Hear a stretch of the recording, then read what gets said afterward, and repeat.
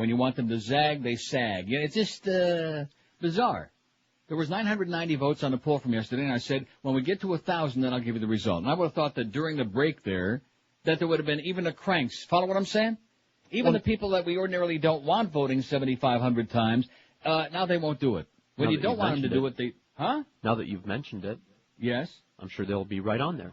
Well, what do you got? I got 993 last time I checked. So, in other words, during the interim, now 94. One more. We got 6 to go before I give it a result. Anyway, while we're waiting for that, waiting for the audience to finally crawl on their hands and knees over to their computers before we do whatever you had in mind, I potty-keyed with the phone thing, and maybe it should work.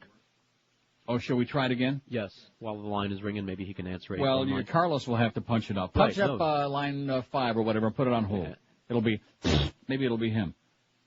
Oh, look at that. He put it on hold. No, that's a beautiful thing. He's talking to them, and we don't hear it on the air. That means I think it's working. Yeah, but how come I got it like I got the on hold? Look at that. It's a beautiful thing. Yay, now, should I actually punch it up and see if there's somebody on there, or is that going too far? Okay, let's not get carried away. Hello?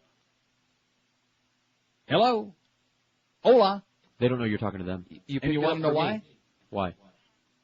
What do you mean he's talking to you? Why is he talking to you? That's a good question.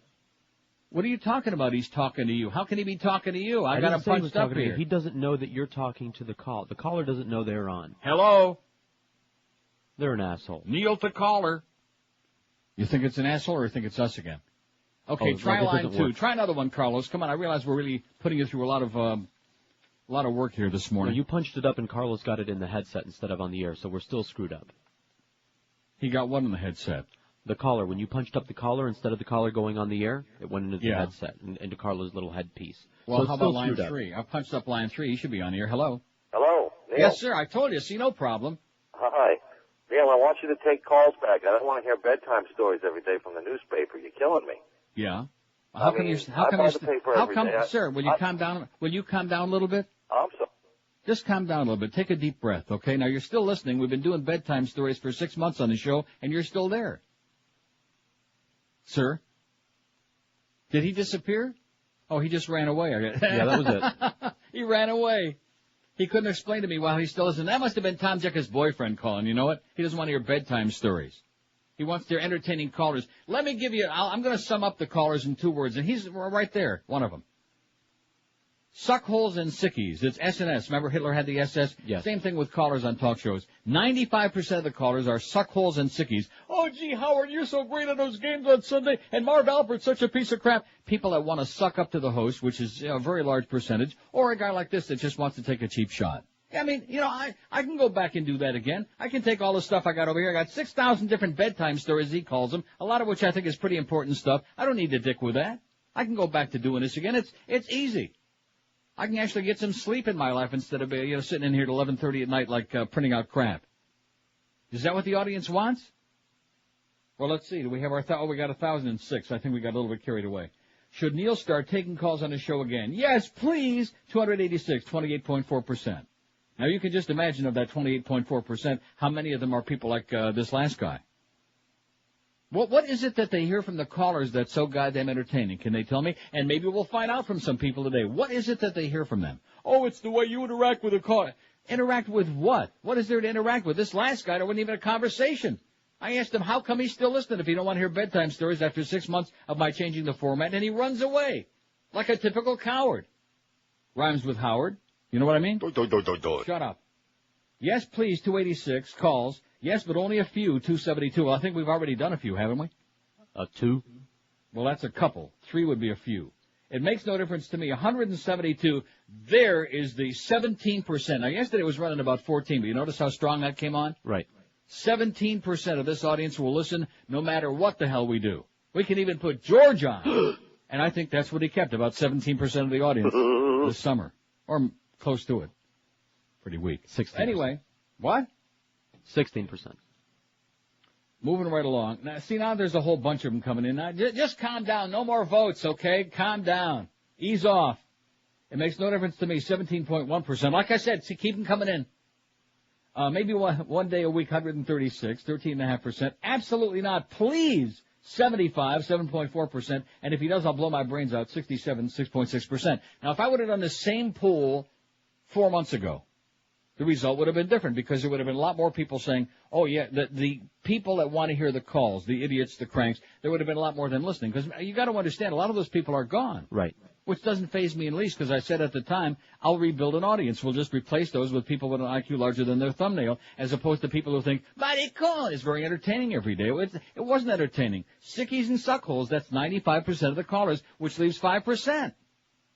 And again, keep in mind that less than 1%, a fraction of 1% of the audience of any talk show actually ever make a call. Keep that in mind. Very few. Huh? I'll never forget that. Right. And especially a show that's on in the middle of the day like this one. How many people have got time in the middle of the day to sit and make a call to a talk show and stay on hold so they can say, oh, gee, we don't want to hear any more bedtime stories, Neil. Take some calls. Take some calls to say what? It's like when I used to do that thing and people would call in and say, oh, gee, well, don't talk about this. And I'd say, well, what would you like to talk about? Did they ever have an answer? No. Did they ever once have an answer? No. Not once. Not anything. Give me a suggestion. What would you like to talk about? What would you like to hear us talking about? Never once had a suggestion. They just all you ever talk about They is just wanted to bitch. They just wanted to bitch and bellyache and moan and groan. And I guess that's very entertaining with a lot of people. I just got burned out on hearing a bunch of assholes on the telephone. Now, maybe, like I said, that's terrific entertainment. Maybe we can get like double digits again. We can have those ratings zooming up again. Let's pander to the audience. Give them what they want. What do you say? No. Now can I get to this one? This guy deserves a real big tribute, even though I have no idea who the hell he is. Kevin Bastard. This is the kind of market that you people are living in, okay? Kevin Bastard finally writes a little thing about radio, a guy that I never heard of. Ron King, no relation to Larry. No. The evening 7 p.m. to 1 a.m. personality on soft contemporary music station WLYF-FM Life. Will sign off the air for the final time Friday, ending a 46-year radio career. Well, good for him. And his co-workers are promising to send him off at 1 a.m. with a goodbye worthy of nearly 5 decades of work. It's been a great ride, King says. This obviously is something I love doing or I wouldn't have kept doing it. I have such wonderful memories of all the people I've been privileged to meet or entertain that I feel as though I've got an extended family numbering in the thousands. Entertain? You find that life is entertaining? And now here are the Carpenters on Life. King, 64, is planning a move out west following Friday's departure, though he's not saying what'll come after that. He's a special person who helped make this a winning radio station, says Rob Sidney, Life's Director of Programming and Operations. So his colleagues put their heads together and came up with several surprises that'll make his last shift something special. Kind of like Elvis, his last shift was something special, but there was no F in it. Weekend host Pat Rivers and Debbie Delgado will split the evening duties, it says. Did anybody ever hear of Ron King? No. Carlos, ever hear of him? No. George? Nope. Neil? No. Larry? Drew? No. Okay. So he's been a very important personality on Life, and Kevin Baxter decides to waste time in a prestigious Herald writing a piece about that, which is shocking and scandalous at the very... That's okay. Better write about that than a trend. We don't write about trends, okay? 9:26 at 560 WQAM. With your busy lifestyle, you need some help to get some energy, especially when it's 100 degrees outside and the humidity is 200%. Oleomed will do it for you. Oleomed is an exciting new product that contains pharmaceutical-grade olive oil along with lots of other good stuff for your health. For your, they got vitamins, minerals, and herbals in there, and they have a separate product for each part of your body. There's one for your heart. Well, not one for that. One for your heart, one for your blood pressure, one for your cholesterol and prostate, all in a soft gel capsule, so there is one for that. And they also have supplements to promote health in your circulatory system, your digestive, your endocrine system, your skin and your bones, even your mind. Don't forget Smallville tonight. All using the benefits of the best olive oil that money can buy. And Oleomed makes... See, as soon as I mentioned prostate, Smallville came to mind. And Oleomed makes products for men and ladies as well. You can get it in Whole Food Markets, Walgreens, Sedano's, and Navarro pharmacies. If you'd like to get more information about what the hell it's all about, just call the Oleomed people. They'll answer all the questions you have at their toll-free number, 1-866-OLEOMED. That's 1-866-OLEOMED, and you can order their products online if you like. That's the easy way at oleomedamerica.com. Live and local. We're Sports Radio 560 QAM. Beware of exploding balls. 560 WQAM presents the Opie and Anthony Show with Mo Howard David. This is Opie. And I'm Anthony. Yeah, wait a minute. It's me with the low voice. Oh. Yeah, you got the affected voice. Okay. Hi, Anthony. Yeah, hi, Opie, and let's not forget our old pal Mo Howard David. Yeah, I was wondering how long it would take for you two punks to get around to me. I really hit the big time, huh? Here I am with Opie on Anthony. Hey, Mo. What? Take off your pants. Yeah, we're gonna rape you now. You gotta be kidding me. This is a family show. Wrong. This is the Go Pee on Anthony show. Now, come on, I stretch. thought you guys only did that in church. Nah. Hey, get your hands out of it. Get out of there. Shut up and submit. That's my delicates. Don't touch my delicates. I'm tender. Why does everybody want to rape me? Why? Because we think it's funny, that's why. Yeah, you got a nice back. I got news for you, Pelly. I'm still spry. I ought to mobilize you. Oh. Oh. I got his hands tied, Opie. Oh. Want the red ball? No, not for this. All right, Mo, open wide for Chunky. Let's sing that together now, shall we? Okay. Open Wide for Chunky. All right, stop spanking, Anthony. Okay. Yeah, that's right. Yeah, use your lips. No teeth. No teeth. Up. I said no teeth. Sorry, ready for some medieval love. You're not the boss of me now.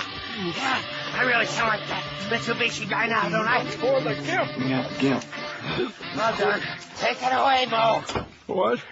You're just going to leave me here? We'll be right back on 560. I feel so used. 9:33 at 560 WQAM. We feel so used after seeing those numbers, Mo. Man, how low can Mo go is our question. I think that's the answer. So now I'm confused because you say I took 2 calls. Well, the first guy we made contact with, right? Right. And then the second guy was the guy that was giving me a song and dance about he don't want to hear no bedtime stories and go back to taking calls. And then when I asked him how come he's still there after 6 months of bedtime stories, he ran away. And of course the reason he ran away is because I backed him into a corner and he couldn't answer the question. That doesn't require any brilliance on my part. I mean, here's another asshole, let's call it in bellyaching, that he don't like what he's listening to. Doesn't make any sense to me. It makes no sense whatsoever. 6 months later he's calling, oh gee, we'll go back to the calls. Well, what are you still doing there? And he can't answer the question. And I'm already like just a tad depressed.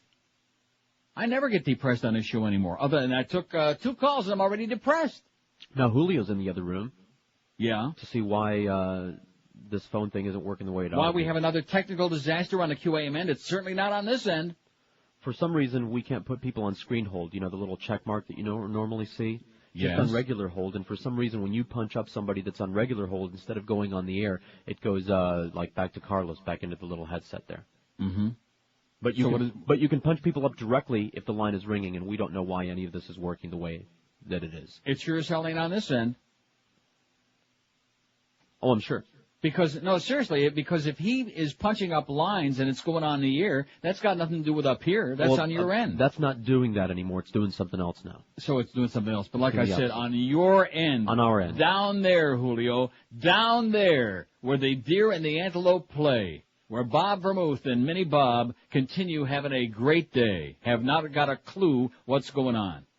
You ought to heard what the engineer, I don't want to say it, because he's a good guy. The engineer up here, what he had to say about them. But anyway. No, seriously, he couldn't believe it. He said, we got full-time jobs up here. It's not like we're just kind of like sitting around on our ass waiting for them to give us orders what to do, and the stuff shows up here like at the last second, and right away they give us like a deadline. It's got to be done in about 5 minutes. And they couldn't believe it. They were aghast. Aghast, just like the engineer in Amsterdam was aghast at the incompetence. But nevertheless, that's Minnie, Bob, and Bob Vermouth. Oh, so let me tell you about what Bob Vermouth said about Mo and Ho. I guess that'll be tomorrow. Here's our poll question today. See, I'm all off. You want to know why? Because we took 2 calls and I feel like I'm all off. Now, what's the story with line 3 here? Is somebody on it? Hello?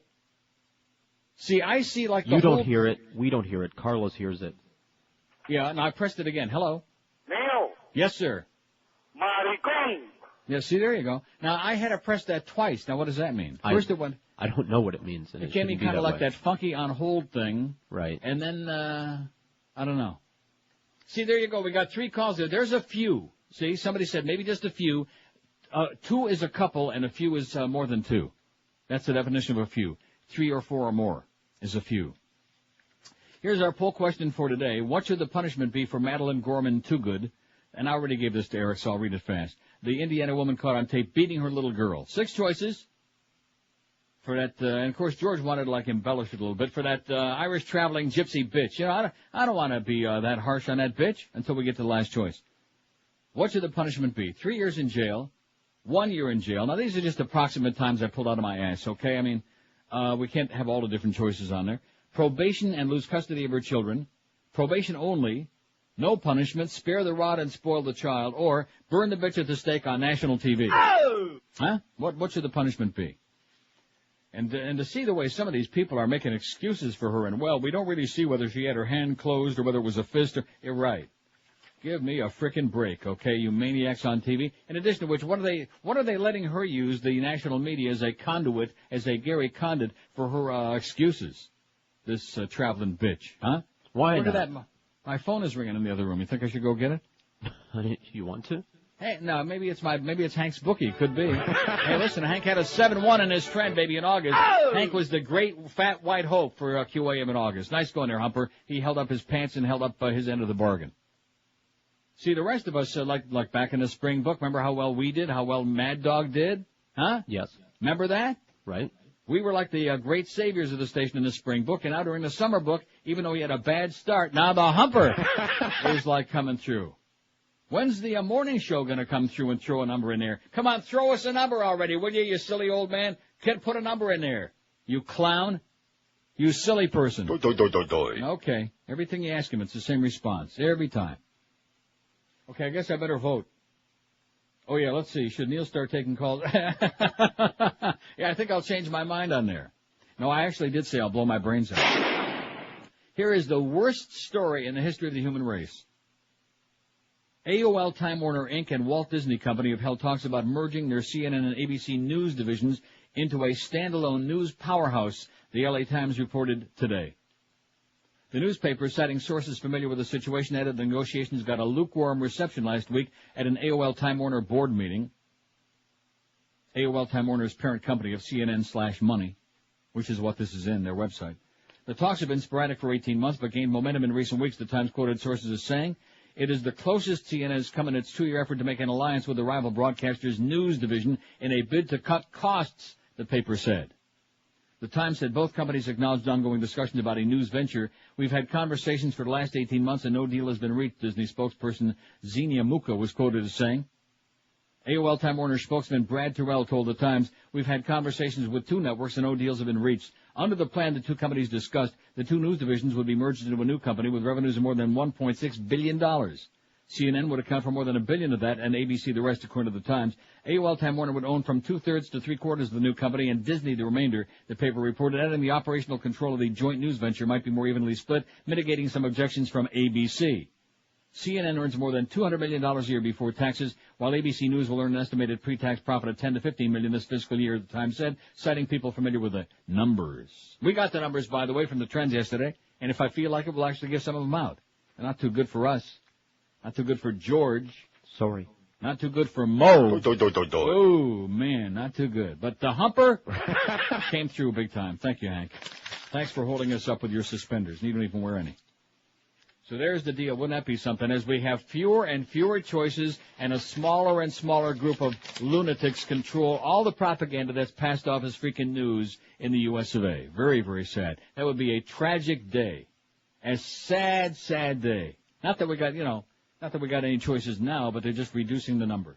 Very sad. Oh, here's my vote on that bitch. Oh, I'm sorry. Did I give that away? On that Too Good. I got a great column about the Too Good lady from Andrea Pizer of the New York Post. She says, too bad, too good. You're a lousy excuse for a parent. That's a good headline, ain't it? Too bad, too good? That's great. Good old Andrea. Anyway, it's 9:40 at 560 WQAM. I feel like, I don't know. I told you yesterday this was going to be a tumultuous week on this show and on this station. Didn't I tell you that? You did. And I had my thumb on it as usual. I can smell it, man, from a million miles away. Just drop one and I'll smell it all the way up here. Tom Lehman and Hallett Pontiac GMC are ecstatic that we're talking about them. In fact, they ought to be honored that we're talking about them on the show, and they feel honored. Just go down there and ask them. Tom will say, every time Neil mentions my name, I get a twitch in my groin. And right now, you'll get a twitch when you see that 0% financing is continuing at Hallett Pontiac. You heard right. With approved credit from GMAC, you can continue to get 0% financing for up to 36 months on all those nifty, spiffy new 2003 Pontiacs and GMCs, or take yourself a rebate up to $4,000 on all 2002 Pontiacs or GMC models in stock. The choice is yours. And while you're at Hallett, they'll be glad to show you around, show you the complete line of GMC SUVs, including the Envoy, voted by Motor Trend as SUV of the year, and the all-new Pontiac Vibe SUV that's got the power of a big, fancy, schmancy sports car. And you'll also always find a dependable selection of pre-owned cars, trucks, and SUVs at Hallett. No lemons on the lot. And like I always tell you, if credit's a problem for you, maybe you haven't been working in a while, maybe you have like some lousy credit stuff on your credit record, have no fear, because if anybody else turned you down, Hallett will cut your deal anyway. So for a spectacular deal on Pontiacs and GMCs, this is the only place you need to be thinking about. Hallett Pontiac, they've been doing it right by people for over 35 years in that same great location, 13401 South Dixie Highway. That's US 1, right across from the most prestigious Falls. Open every day, 7 days a week. You can call them at 305-238-4040. And be sure and tell them that old fat Neil told you to call 305-238-4040 for Hallett Pontiac GMC. They be professional grade. Live and local. This is Sports Radio 560. QAM. The way something. Yeah. You were right. Burn the bloody bitches. I was going to play that. Hiya, pal. This is Rosie O'Donnell. So, you think I ain't a girl no more, huh? You think I ain't a girl no more? Would I like to belch you one? Bang, zoom. Well, for your information, I'm the queen of my castle. Of course I'm a girl. Just ask any of my girlfriends, like Janet Reno or Ann Coulter. They'll tell you I'm a girl. A girl. I'm a girl. Just I don't like being a girl. And another thing, if you... Hey, what do you say there, Rosie boy? Oh, hiya, Kelly. Are you ready for some golfing? Oh, I'd like to get one of my... Not today, pal. I'm worried about everybody not thinking I'm femme. Think it might have something to do with you smelling like McGillicuddy's fish market? You are a mental case. Jeez, what a crowd. Get out! All right, but then I can't give you this. Give me what? What do you got behind your back?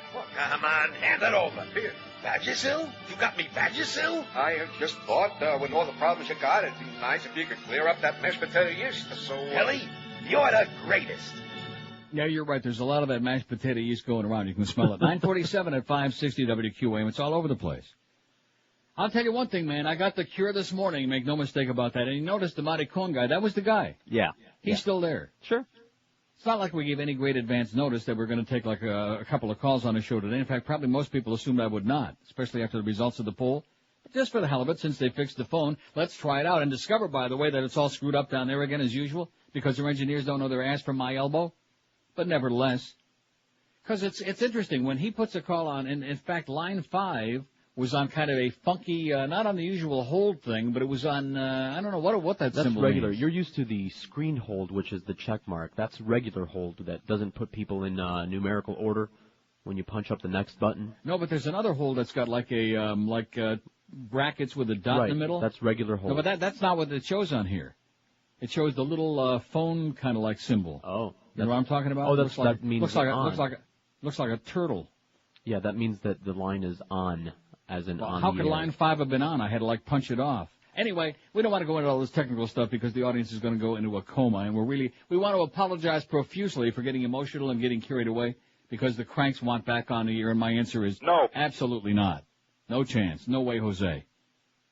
I'll tell you when the audience, when they absolutely pulled the final plug on having anything left to say at all. I mean, they were running out a long time before that, but last 9/11, about 3-4 days after 9/11, you would have thought that everybody would have had something to say, right? Wouldn't you think so? You'd think.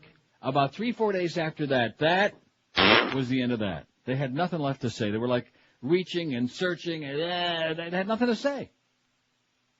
And that was the end. And it seems to me, I could be wrong, but it seems that by February, I did like a little experiment for a couple of weeks, and I said no more calls. Remember? I remember. I had done the previous December, not December of 2001, but the previous December I did for 3 weeks. You know, first time ever. Oh, let's just not take any calls. Oh, you can't do that. How can you do a show? Well, we did it.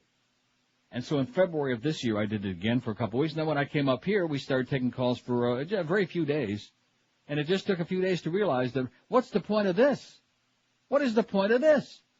Oh, Neil, you sound so happy up there. You sound so great. Oh, I don't like the tone of the show, Neil. I don't like... Yeah? What does that mean? Click.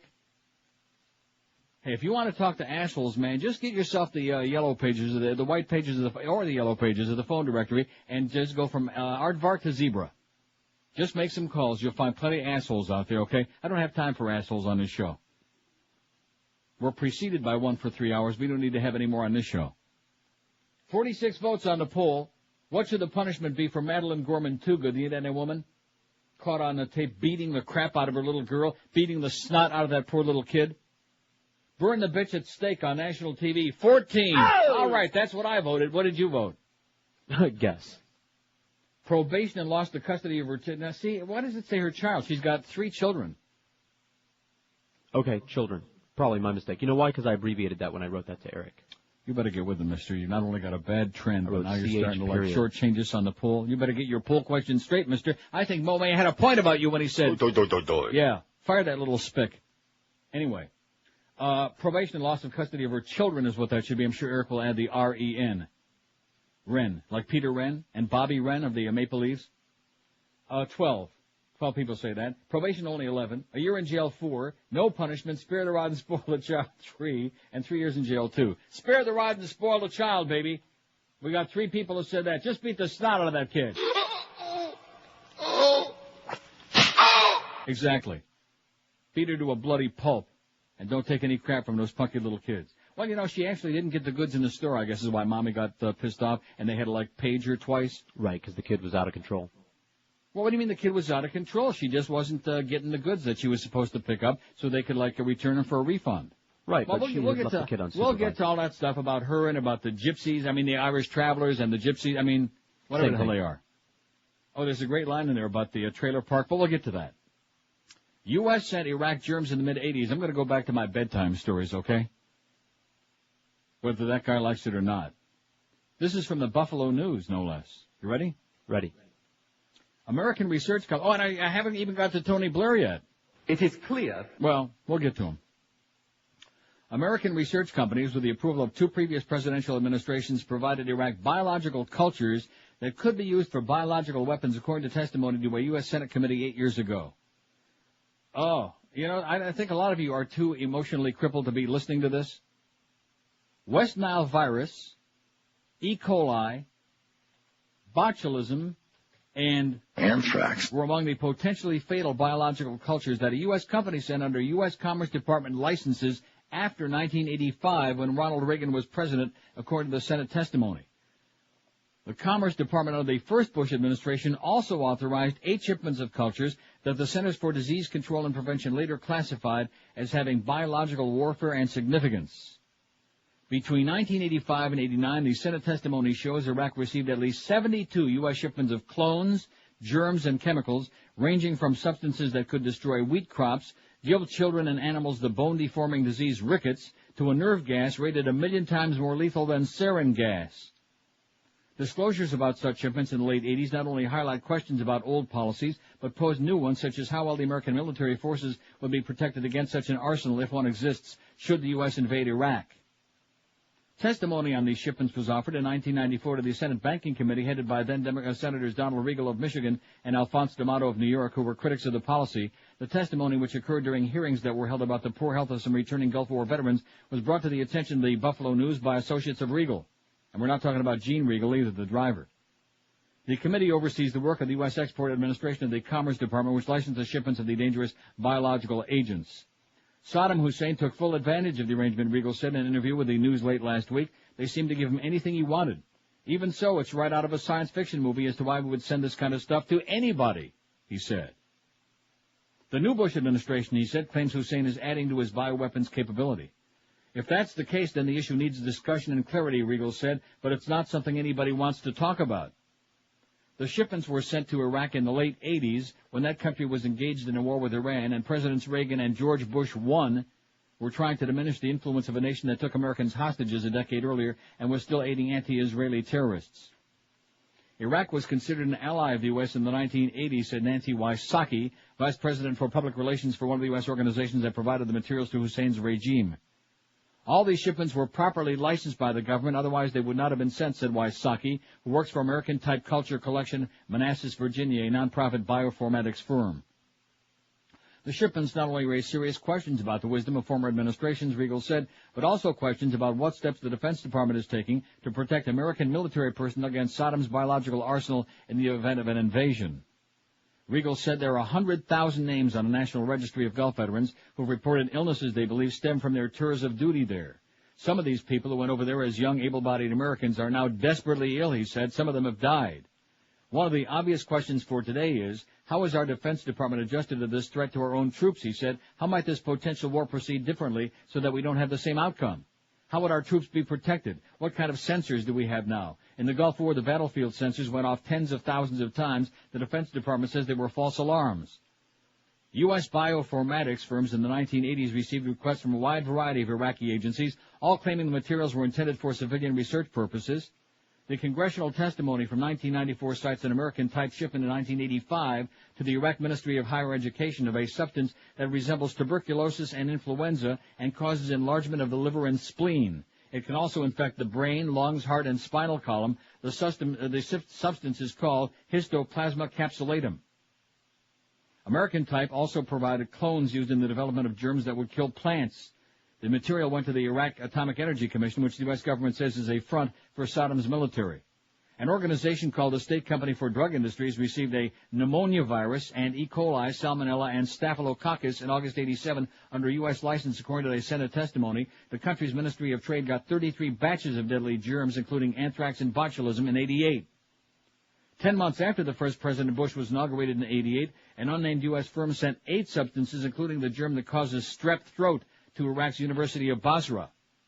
An unnamed office in Basra, Iraq, got West Nile fever virus from an unnamed U.S. company in 85, the Senate testimony shows. While there's no proof that the recent outbreak of West Nile virus in the U.S. stemmed from anything Iraq did, Regal said, you have to ask yourself, might there be a connection? Researchers at the Center for Strategic and International Studies said American companies were not the only ones who sent anthrax culture to Iraq. British firms sold cultures to the University of Baghdad that were transferred to the Iraqi military. The Center for Strategic and International Studies says the Swiss also sent cultures. The data on American shipments of deadly biological agents to Iraq was developed for the Senate Banking Committee in the winter of '94 by the panel's chief investigator, James Tuitt, and other staffers, and entered into the committee record May 25, 1994. The committee was trying to establish that thousands of service personnel were harmed by exposure to Iraqi chemical weapons during the Gulf War, especially following a U.S. air attack on a munitions dump, a theory that the Defense Department and much of official Washington have always downplayed. And you want to know they downplay it? Because it's too embarrassing. How about that little bedtime story from the Buffalo News, which I'm sure none of you have read? Enough to make you crap your pants, ain't it? Well, look out for that mosquito. 9:56 at 560 WQAM. If you want to lose some weight, do like the Beast is doing, baby. Of course, when the Beast comes back, he's not going to be on that morning show anymore. But nevertheless, at least, in fact, that'll probably help him live a lot longer, too, you know what? Yeah. And you can live longer, too. If you lose that weight, you get in better health. The way to do it is the easy way with Balance for Life. Because instead of worrying about how you figure out what you eat every day, they figure it out for you. The only easy choice you got is you take their little menu they send you and you make a choice between 2 alternatives for every meal every day that you're on the program. You check off which one you want, and that's what you wind up with in your little black sack. Every morning by 6 a.m., bright and early, there's your beautiful little black sack. And you open it up, you unzip that thing and the sack too, and inside there are 3 delicious gourmet meals, 2 delicious snacks, and a little bottle of water. And when I say delicious, I'm not exaggerating. The food is fresh. It's made with the best ingredients, lots of veggies, lots of stuff that's good for you. Nothing frozen, no crap, nothing artificial. And believe me, you'll be full. You'll be full to the gullet at the end of the day. And the weight comes pouring off of you because you're not eating a lot of crap. So instead of shopping and trying to count carbs and calories and do all the other impossible things, which just doesn't work, let the Balance for Life people help you lose the weight the painless, delicious way. Call them right now. Get started right away. 954-568-3229. That's 954-568-3229. Or visit their prestigious website at balanceforlife.com. Live and local. This is Sports Radio 560. WQAM. To the callers. Oh! Absolutely correct, sir. Oh! Hey, there we go. Hey, y'all, my name is Vance Eugene Thomas, President Bush's nominee for the Supreme Court. And you know, there's lots of people out there that think just 'cause I smoked a little marijuana when I was in college. Yeah, there wasn't nothing but a pen joint. Well, maybe a cigar side joint. I don't remember, y'all. That they don't think I'm fit to be on the Supreme Court. Yeah, I got the munchies. Let's do this quick and get out of here. I want to set y'all straight. When I start reviewing the law, I don't just review the law. Hell, y'all, I'll be toking. All right. And I toke it to the east, and I toke it to the west, and I toke it while I look up Sandra Day O'Connor's dress. I'll be toking. Let's go burn one, y'all. Let's go burn one at the stake, y'all. What do you say? And that looks like the winning. Well, it's ahead by a little bit. Burn the bitch at the stake on National TV 27. That traveling too good bitch, too good for her own good. Anyway, I guess I better talk a little bit about the numbers, shouldn't I? Yeah. A little later on. Well, you want to do it right now? I don't think so. Whatever. I don't think so. After taking that little spate of calls that we took there, and of course having the is Julio still on his hands and knees? No, he gave up and ran out of here. He gave up? Well, I mean, we reset the computer. That was his, his best idea, and it's still doing the same thing. He said he was going to go research something. But you can just, pick them right up while they're ringing. That's the only way you're going to get them on the air. No, thank you. No, thank you. All we know is that if we need it for some spectacular reason, just like Muff said to me on the phone yesterday, he said, at least we have the capability. We don't have the capability of doing it right, but at least we have the ability of putting it on the air. Like if something really monumental happened, like the end of the world, and we wanted to say, bye-bye, everybody, we could communicate with them and say bye-bye and put them on the air, That would be kind of like a nice touch. But other than that, I think short of something really cataclysmic, I have no plans for calls in the near term anyway. Like between now and, let's see, what year is my contract end? I mean, it's what is going to make it change? Why is it going to be any different now than it was 6 months ago, 12 months ago, a year ago, Sukkot? Is it going to change? No. Is there anything different? No. Are the callers all of a sudden going to have anything to say? No. They have nothing to say, which is why it cracks me up. As much as I love Mr. Mad Dog, as opposed to Mrs. Mad Dog, because I don't know her, although I hear she's hot. She's hot. But nevertheless, as much as I love him, he has this thing where he says every day, you're encouraged to call, you are the show. They're not the show. I mean, he's saying that to be ingratiating, I guess, to the callers. He knows better than that. If the callers were the show, we could have a bunch of monkeys come in here and sit down and punch up calls and just sit there and go, make noises like that. Boy, did I cut him short there? Oh, sorry. Want to let him get all his material out, the good stuff. But I'm telling you, man, it's just it's pointless. And if you listen to those sports nerd calls, which you don't because you don't listen to the sports shows, but if you did, you know what I'm talking about. It's the same dreck. Same crap. I mean, you're talking about people in serious need of a life transplant. And, good God. I got my NFL package. I sit here, I probably watch more goddamn football than most of these super jock, experts out there put together because I got the package. And I'm not just watching one ball game. I'm all over the goddamn place. Although mostly the Patriots, of course. But nevertheless. And, of course, hockey games, which they're not allowed to talk about there in the morning. That's going to help you, too, Mo, with hockey season coming up. Don't let Geldy utter a word. Don't even let him say, puck you, something like that. Somebody's got to take the bull by the horns in that place, and that's the problem. We got 75 general managers, 42 program directors. Now we got an operations manager. We got 53 engineers. Everybody's in charge, and we can't get anything done right. And we're still making money hand over fist. And that's what allows them to continue. That's what allows the Greg Reed machine to continue pumping along. Just like Power. Speaking of radio, let's talk about Power. Let's talk about a good story for Beasley, huh? Power kicks ass. Oh! What did I tell you, Disney? What did I tell you? The party is freaking over there on Party Radio with their Darude and with the same old crap. It's over. That's my opinion. I'm Mike Disney. And you're right. They kicked your ass. After your big start, those first few months, after that big precipitous start, let's take a look. 18-34. That's their demo, of course. Right? Right. Persons, of course. Persons 18-34. Men and women. Monday through Sunday. This is for the entire week. WEDR, the Schwarzer station's number one with a 12.1. They're wrapping it. Power is right on their ass. This, I think, is the closest they've come in recent memory to knocking off EDR for number one in persons 18-34. They got an 11.9. Of course, teens is also part of the demo. We don't bother with that because we don't have any. But Power 11.9, they're number two. Now Party is number three, but they got a 6.4, down from a 7.1 in the last trend, and dropping like a goddamn turd into the bowl is what they're doing. They're dropping like a big fat one right out of Disney's ass. That's my opinion. I'm Mike Disney. How do you like that? And if you look at specific day parts, I mean, the picture is even uglier. I don't know where the hell they get that number three in the market.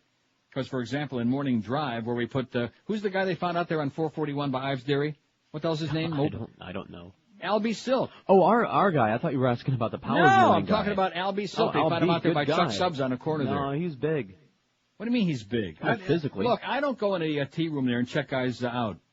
He's a little man with big ratings. He's a little man with a big one? Power's got an 8.6 to number 3 in the morning, almost Howard's ass. And I'm not talking about Howard David either. You know what Howard I'm talking about, the real Howard. EDR's got a 10.3 in the morning in 18 to 34. Big's got an 8.9, and right on their ass is Power with an 8.6. Al B. Silk, he's the best. And they're not even on the first page, Party Radio. They're on the second page with a 3.6. That's a pathetic number. That's my opinion. I'm Mike Disney. Number 10. Who's number 10, baby? Who's number 6? Who's number 1? So based on that, let's hear it for Power and Kid Scurvy, man. Oh! Always liked him ever since he gave me those Backstreet Boys tickets, even though I didn't go to the concert. Always liked Kid Scurvy, didn't I? Always. Except for whatever I was pissed off at him about. What was I pissed off at him about? I don't know, because John gave him some music to play and he wouldn't. Oh, well, hey, listen, it's no sweat off my ass. I mean, he could have been playing some really good music, but maybe he got around to playing it eventually. I don't know. He doesn't want to, be ahead of the curve. He wants to play the same crap that South Florida FM is famous for playing. Crap. That's the name of the game in South Florida music, which is why so many see, something that's good for the record business. It's good for the record stores. That's why people sell so many goddamn CDs. And, of course, now that KAT is playing classical music, they won't be selling so many classical CDs because those old cockers out there, those pseudo-intellectuals, they can get their classical music for free now on WKAT. Little static in there, like that. You think the Raspberry Man is caught in your radio, but nevertheless. Yeah, he's stuck in your radio. Right in the middle of Beethoven and Bach and Brahms. Bach and Mozart and Chopin. They're chopping it. So there you go. Good luck to you. 1360 on the dial, by the way, WKAT. I used to work there when it was a talk station. Catch the Cat. We used to have bus billboards? No, get out. Isn't that what they call those things? Sure. We used to have bus billboards, and it had like the red, it had the CBS logo, and it had the red outline of like a cat, with a long neck, like a zebra neck, a cat. And it said, Catch the Cat, 1360 WKAT Talk Radio. It was great. Thank you again, by the way, Sid Levin. Love you, Sid. He's the guy that gave me the chance to be here today, He's the one. He's the man, Sid Levin. And Dick Casper. And Gary Lawrence, who was a good guy. Anybody else you want to thank in the market? No. Want to thank Greg? No. No, thanks. Thanks for your great engineers, by the way, Greg. They're doing it, baby. Even up here, they're laughing at them. They don't even know who they are, and they're laughing at them. I got to continue with my bedtime stories, by the way. Okay. And I'm glad that those people who are upset with my bedtime stories are still listening. You might learn something. I know that's dangerous, sir, with my bedtime stories. Like that first story, wasn't that a little bit unsettling there about the Buffalo news story? About all the crap that we sent over there. But you see, we're not supposed to hear about those things because, see, what we did is it's like on Passions. We let the genie out of the bottle, Hecuba. We let her out of the bottle, and now we don't know how to control her. That's what we did. So we built him up to beat the Iranians. We got behind, and then here's Tony Blair on there screaming this morning about, Saddam killed 1 million people in his war against Iran. Who the hell enabled him to do that? Who enabled him to do that? He'd be a speck of dust in the desert over there right now if it wouldn't have been for the USA. Backing him in that war against Iran. They would have knocked him into oblivion. He'd be better than a goddamn doornail. And not to mention that, but who the hell gave him those chemicals, which I just rated that article, so we could unleash the poison gas. And all of this baloney about, he didn't use any of it against us in the Gulf War. Not so fast. And you remember when Senator Patrick Leahy of Vermont was questioning about the West Nile virus, and even I was questioning his sanity? Well, guess what? Maybe he knew a little more than we know. See what I'm saying? What are you saying? I'm saying maybe he was right, is what I'm saying. Based on that story that I just read. That bedtime story I just had from the Buffalo News, which is, I put it in my pile of savers, which I don't have too many that I think are so damn important. I put it in my pile of savers. Something to keep in mind. And the next one from the International Herald Tribune, which is reprinted from the Washington Post yesterday by Dana Priest and Dana Milbank, missing in 9/11 hearings what two presidents knew. Also, I think will be in that pile. And then, of course, we'll get to the Irish traveler.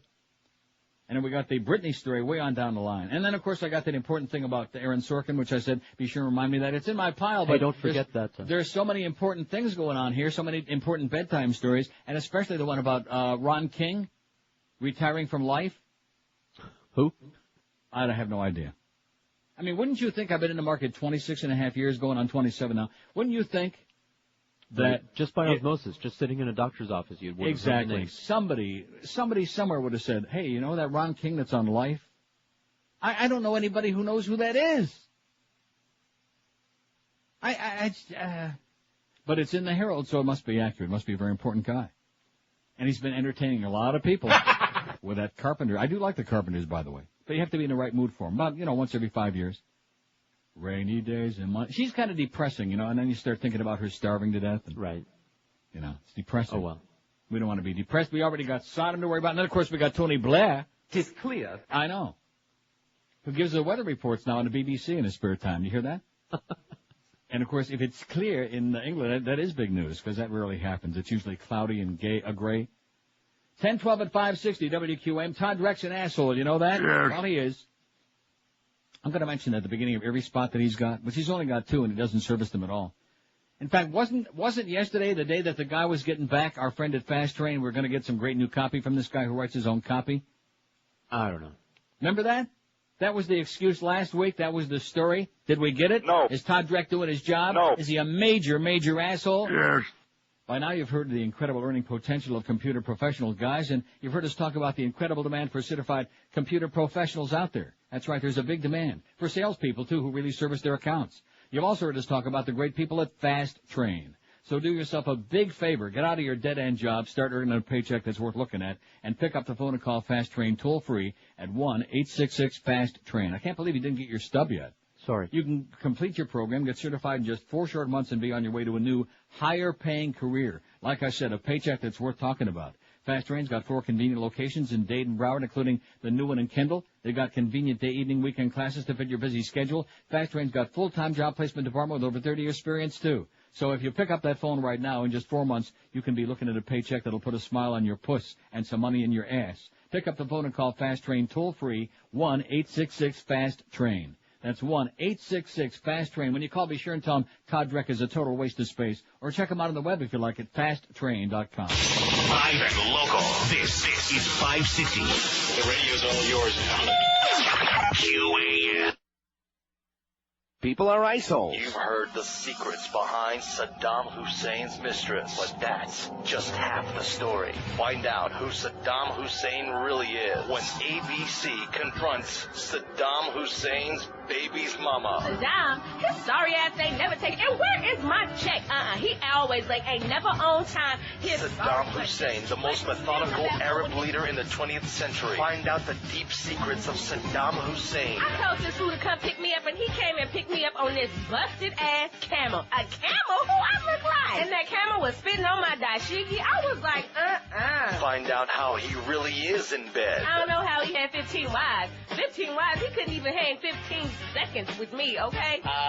Why did you stay with him? Why did I stay with him? He got dollars, okay? He got Benzes, Beamers, Bentleys, all the B's, okay? He got paper. Don't miss Saddam's baby's mama. And am I getting paid for this? Tonight on ABC. 10:18 at 560 WQM. Happy Tuesday to you, man. A beautiful day here in Toronto, baby. The sun is shining. Going to be 72 today, eh? Love it. Don't love these numbers, though. Wasn't not too promising. Morning had a disastrous trend. I mean, just an embarrassing. See, when you look at the men 18 plus and it says a 4-point, that don't look too bad. Don't look great, but don't look too bad. Looks like about what it used to be. But then you extrapolate the individual month and it turns out to be about a 3-point. And then you realize that includes 6 to 10 a.m., which includes our first hour. Or Georgia's first hour in this case, which you know is certainly higher than a 3-point. So that means that actually they're doing under a 3, like 2-something in the morning. I mean, 2-something in men, and this is the guy that's going to, like, show us what talk radio is supposed to be all about? He's going to reinvent sports talk, this guy who goes like that? I don't think so, Mo. You know, you can have those sycophants there looking at your toes about your big play-by-play and all that other crap, but that's not doing a talk show. You follow what I'm saying? Talking to the same bunch of boring chronics is not what I call doing an entertaining talk show in the morning. We need a lead-in, baby. Forget about mentioning our name. We need some kind of a lead-in. We need, like, you know what I'm talking about? A little momentum there, a little momentum. I thought that's what Mo was short for, was momentum, as opposed to, like, Jackie Mo. Or as opposed to the more we hear him, the more we get want to puke. So anyway, he had a bad number. George had a bad number. Yes. And is proud of it.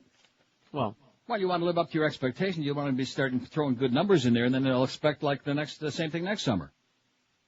Now, I'll take part of the blame for that because August, we're talking about the month of August, was a mitigated disaster. Because I was sick quite a bit there in August, right? Like 2 weeks, 2.5 weeks. Now you're getting carried away. I thought it was 2 weeks. I missed about. You didn't do a show. Well, and that wasn't all because of being sick, because you reminded me that I had that extra week off in my contract, like starting August 5th or whatever the hell it was. So in August, I think I did maybe a couple of shows, the whole month. Right. And it shows.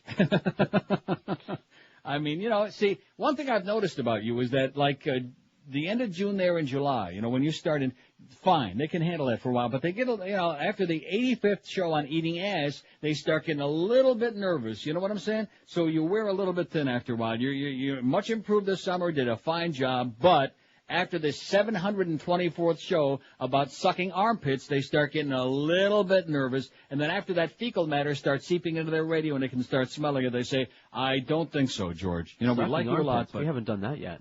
I'm writing that down for next time. Something to write down for next summer, okay? Assuming we're still here. So anyway, what do we have? We had, where the hell is it? Oh, but guess what? Here's the good news, though. In fact, leave it to Muff. We're number one, damn it! Talk about hanging on by his thumbnail. And, of course, this is 10-3, so you can suggest the Mad Dog did poorly, but I don't think so. But nevertheless, George and men 18 plus, a 6.1 is still number one, although WEDR is right on his heels with a 6 point.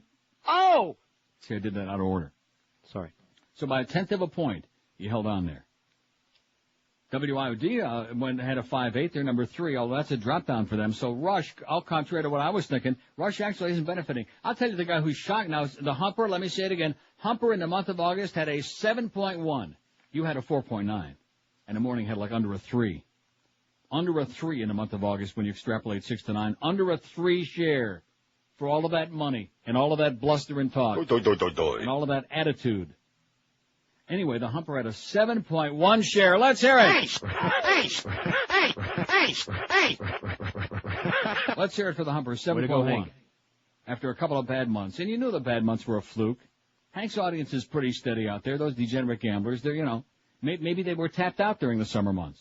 But August, they got like, you know, somebody gave them like a little something on the side. And Hank went back up to a 4.9. He's back up to, he went from 7th in the last trend to tied for 2nd in this one. And guess who he's tied with? Oh, Tom look at that. Schmidt, whatever his guy's name is. On IOD, which is amazing to me, which I guess that means people like a lot of commercials. Because the last time I heard that guy, all he was doing was like threatening to talk about something, and then they would go into about a 10-minute break, and then they'd come back and threaten to talk about something else, then they would do traffic and weather, another 5-minute break, and he'd come back and go on to threaten about something else he was going to talk about, but never did. So Hank went way up, but this guy must have had a big trend, too, for some strange reason. What does that tell you? I don't know. And Howard Sperm had another gigantic trend. He's, just forget about him. Just put him in a separate category. Legendary. 8.9 in the spring book. The next trend, he actually went down a little bit to a 7.8. But in his last trend, which is 2/3 of the summer book, Howard the Sperm is up to an 8.5. So we got the wrong Howard, I think, is what it's all about. You know what I'm saying? Uh-huh. I think that's the problem. He's the guy that's got the audience out there. They got the men. He's got the men. We've got the emotional cripples who all they know about is ball games and jock straps. That's all they know about. That's all we got. Anyway, can I continue now? Because I feel like I've wasted about an hour and a half today, you know? Except for the couple of things that I've actually talked about, like the Buffalo News article. That was very disconcerting, to say the best. And I think I summed it up pretty well when I said we let the genie out of the bottle, and now we don't know how to get him back in there again. We have to exterminate him before he turns back on us with the crap that we gave him. See what I'm saying? Yep. International Herald Tribune reprints from the Washington Post. Conspicuously absent from 3 days of riveting hearings chronicling missed opportunities leading up to the 9/11 attacks is what was known about Al-Qaeda by the two key decision-makers, President George W. Bush and his predecessor Bill, don't call me Bubba, Clinton. The Bush White House says that Congress is not entitled to such information, but a growing number of Republicans and Democrats on the joint House-Senate panel investigating the attacks said last week that if the White House continued its refusal to declassify information on what Bush was told before the attack, they would ask the Senate to take the extraordinary step of overruling Bush's decision to shield the information. It's silly and they ought to change their decision, said Orrin Snatch, Republican senator from Utah and ally of the Republican administration. The president's getting poor advice. Amid rising calls for fuller disclosure by Bush, the administration offered a concession Friday by dropping its opposition to that independent commission to investigate the 9/11 attacks. Administration officials said the inquiry should not examine the intelligence failures, a caveat that led some families of 9/11 victims to dismiss the move as meaningless. But Democrats in Congress said the decision to end months of opposition to an independent inquiry made it less likely that Bush would eventually endorse an inquiry that included intelligence failures. A senior administration official did not dispute that view. It's an independent commission. They can, by definition, do what they see fit, the official said. Over the last several months, the CIA, working with a congressional panel, expedited the declassification of dozens of intelligence reports and communications before the 9/11 attacks relating to the hijackers, the threat from Osama bin Laden, and the possibility of al-Qaeda's using airplanes as weapons. At issue in the dispute between the panel and the White House is whether the panel would be allowed to publicly reveal how much of that information was shared with senior White House officials as well as with Bush and Clinton. That would help to show what the presidents knew about threats, how seriously they took them, and what they did in part to try to thwart al-Qaeda. Since the information that the panel is disputing has been declassified for the panel report, revealing to whom it was distributed, the White House would not harm national security, said Eleanor Hill, staff director of the House Senate panel. The Bush administration, as the custodian of all White House documents, has the authority to deny the release of information concerning Clinton, White House officials said. Releasing the records related to the president, the White House asserted, would inhibit Bush's closest advisors and the advisors of future presidents from giving their most candid advice for fear it might be made public and might be embarrassing. Similar arguments have been used to withhold information from Congress on such matters as energy policy and presidential pardons. A White House spokesman, Sean McCormick, said, "We will not do anything that could prevent presidents from getting precisely the candid intelligence assessments and advice they need." How do you like that? I don't. 27 after 10 at 560 WQAM. Speaking of Todd Dreck, see, if it's me, if I'm the new program director or the operations manager or somebody that's going to play Butch Boss in there, I get right in Todd Dreck's face and say, okay, where's that copy you were supposed to have yesterday? Where's the follow-through on what we talked about last week? You follow what I'm saying? No. You think they're doing it? No. No. Have you heard the news about the 3.95% mortgage? Have you heard that? Yes. Of course you have. And if you've been thinking about it, now's the time to stop thinking and start doing. Do something smart. It's time to purchase a home or refinance your existing home at an unbelievable low rate of only 3.95%. If you have a 7.5% mortgage, that 3.95% rate would save you over 3.5% or over $3,500 the first year on a $100,000 mortgage. Don't make things hard for yourself. Make them easy. And just pick up that phone. Make one easy phone call to Financial Group at 1-800-940-LEND. That's 1-800-940-5363. Getting yourself a mortgage someplace else will cost you in the long run thousands of dollars extra each year. So what's the point of giving money away? Think of all the money you can save when you have a 3.95% mortgage. Financial Group has helped thousands of folks just like you put your financing in the best possible position by getting yourself a 3.95% mortgage. Call Financial Group today, right now, toll free. It's 1-800-940-5363. That's 1-800-940-5363. They're an equal housing lender. Credit restrictions do apply, and rates are subject to change if you wait too long. We're Sports Radio 560 QAM. This station stands for nothing. Yes.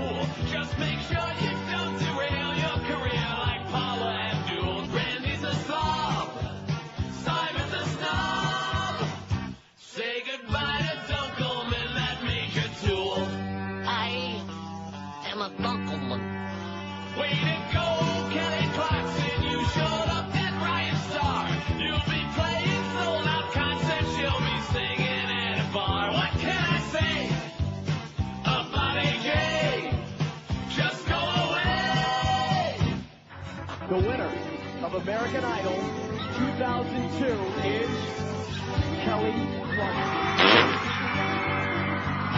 Way to go, Kelly Clarkson. You beat Nicky, you beat Jim. He'll be singing for his parents, but at least they can't hear him. He was always flat. He used to be fat. And that is that. If you didn't win, it would have been a sin. Yeah, thank God that wasn't rigged, too, you know? Yeah. That's 162 good. votes on our poll this morning. What should the punishment be for Madeline Gorman Too Good, the Indiana bitch caught on tape beating the crap out of her poor little 4-year-old girl? Burned a bitch at the stake on national TV. 56 Probation and lost the custody of her children's 31. Probation only 31. A year in jail 19. No punishment. Spare the rod and spoil the child 13. And 3 years in jail 12. Left-wing Sorkin blasts Bush. We're pretending he has exhibited... What? We're pretending he has exhibited unspeakable courage. That's the headline. Never read the headline. The force behind NBC's West Wing is blasting off against the real West Wing in upcoming pages of The New Yorker, which names Aaron Sorkin the country's loyal opposition. New Yorker reporter Tad Friend has penned a high-impact talk of the town set for release in March 4th edition. March 4th? March 4th? That's what it looks like here. How can that be? I don't get it. How is that possible? I mean, it's got to be a misprint. Sorkin, the creative producer-writer of West Wing, tells Friend it's absolutely right that at this time we're all laying off the Bush bubblehead jokes, but that's a far cry from what the Times and CNN and others on whom we rely for unvarnished objectivity are telling us, which is that, my God, on September 12th, he woke up as Teddy Roosevelt and became the Rough Rider. Maybe this was last March. Who the hell knows? Of NBC's own look at a day in the life of the presidency, the Bush White House Inside the Real West Wing, which aired as the lead-in to a West Wing repeat a few weeks ago, Sorkin charges the White House pumped up the president's schedule to show him being much busier and more engaged than he is, and Tom Brokaw let it happen? No, that's a misprint. Sorkin continues, the show was a Valentine to Bush. That illusion may be what we need right now, but the truth is we're simply pretending to believe that Bush exhibited unspeakable courage at the World Series by throwing out the first pitch at Yankee Stadium, or that he, by God, showed those terrorists by going out to Salt Lake City and jumbling the first line of the Olympic opening ceremony. The media is waving pom-poms and the entire country is being polite, Sorkin declares. I just began reading Frank Brunei's campaign book, Ambling into History, The Unlikely Odyssey of George W. Bush, which begins with candidate Bush at a service in Texas for 7 people who were killed in a church by a crazy gunman. Brunei describes Bush making goofy faces at the press, and it reminds you of a junior high schooler on a museum field trip. Sorkin tells the magazine that he's planning to revisit the Bush-Gore Florida showdown in an upcoming episode. President Josiah Bartlett, played by actor Martin Sheen, who's called Bush a white-knuckled drunk, is up for re-election this November. Bartlett is going to be running against Governor Robert Ritchie of Florida, who's not the sharpest tool in the box, but who's raised a lot of money and is very popular with the Republican Party, Sorkin says. It was frustrating watching Gore try so hard not to appear smart in the debates. Why not just say, here's my effing resume, what do you got? We're a completely fictional, non-political show, but one of our motors is doing our version of the old Mad magazine, Scenes We Like to See, and so to an extent we're going to return to the last election and try a few different plays than the Gore campaign did, says Aaron Sorkin. That thing about the March 4th issue, that kind of like throws me, but that's got to be a misprint. I don't get it. Maybe in October 4. Whatever the hell it means, it makes sense to me. And by the way, speaking of Al Gore, I told George before the show he's become a parody of himself. Anybody saw his pathetic performance yesterday? It was it's tragic. Go away, Al. Take Janet and hop into that red pickup truck, the two of you together, off into the sunset. Not only that, he's gotten big. He looks like, we were talking about Raymond Burr the other day, he's Raymond Burr times 2. He's a monster in the political business. Gigantic. And Saddam Hussein is just a figment of, he's just a parody of himself. All those bits that we got about him, that's what he sounds like now, Al Gore. If the Democrats if that's the best they can do in 2004 is Gore, then heaven help us. That's all I can tell you. Good luck to them. Okay, speaking of that bitch now, plea entered for woman taped beating child. South Bend, Indiana, as we continue with our bedtime stories. A judge entered a not guilty plea to a felony child battery charge Monday for the woman caught on videotape repeatedly striking her 4-year-old daughter in the rear of a sport utility vehicle. Repeatedly striking her 4-year-old daughter in the rear of a sport utility vehicle. See just one little inflection there, one change of pace in the way you read it. This hearing for Madeline Gorman Too Good lasted about 2 minutes. She was ordered to return to court October 7th for a status hearing. Earlier, Too Good's attorney, Stephen Rosen, said the not guilty plea is a formality until he can determine how to handle the case. The plea comes after Gorman Too Good admitted on CNN's American Morning that she had smacked and shaken her daughter Martha and pulled her hair. Too Good, 25, said her daughter Martha had been acting up at Kohl's department store in Mishawaka, where they were videotaped later, but she said there would be no excuse in the world why I did it. She said she was horrified and sick to my stomach and mortified when she saw the tape of her striking her child. I know I hit Martha, I know I pulled her hair, and I shouldn't have, Too Good said, but she said her daughter was checked by 2 doctors, and she was fine. She was still alive. Indiana's Child Protective Services placed Martha with a foster family in St. Joseph County unit. It could be determined if another member of the child's extended family could take care of her.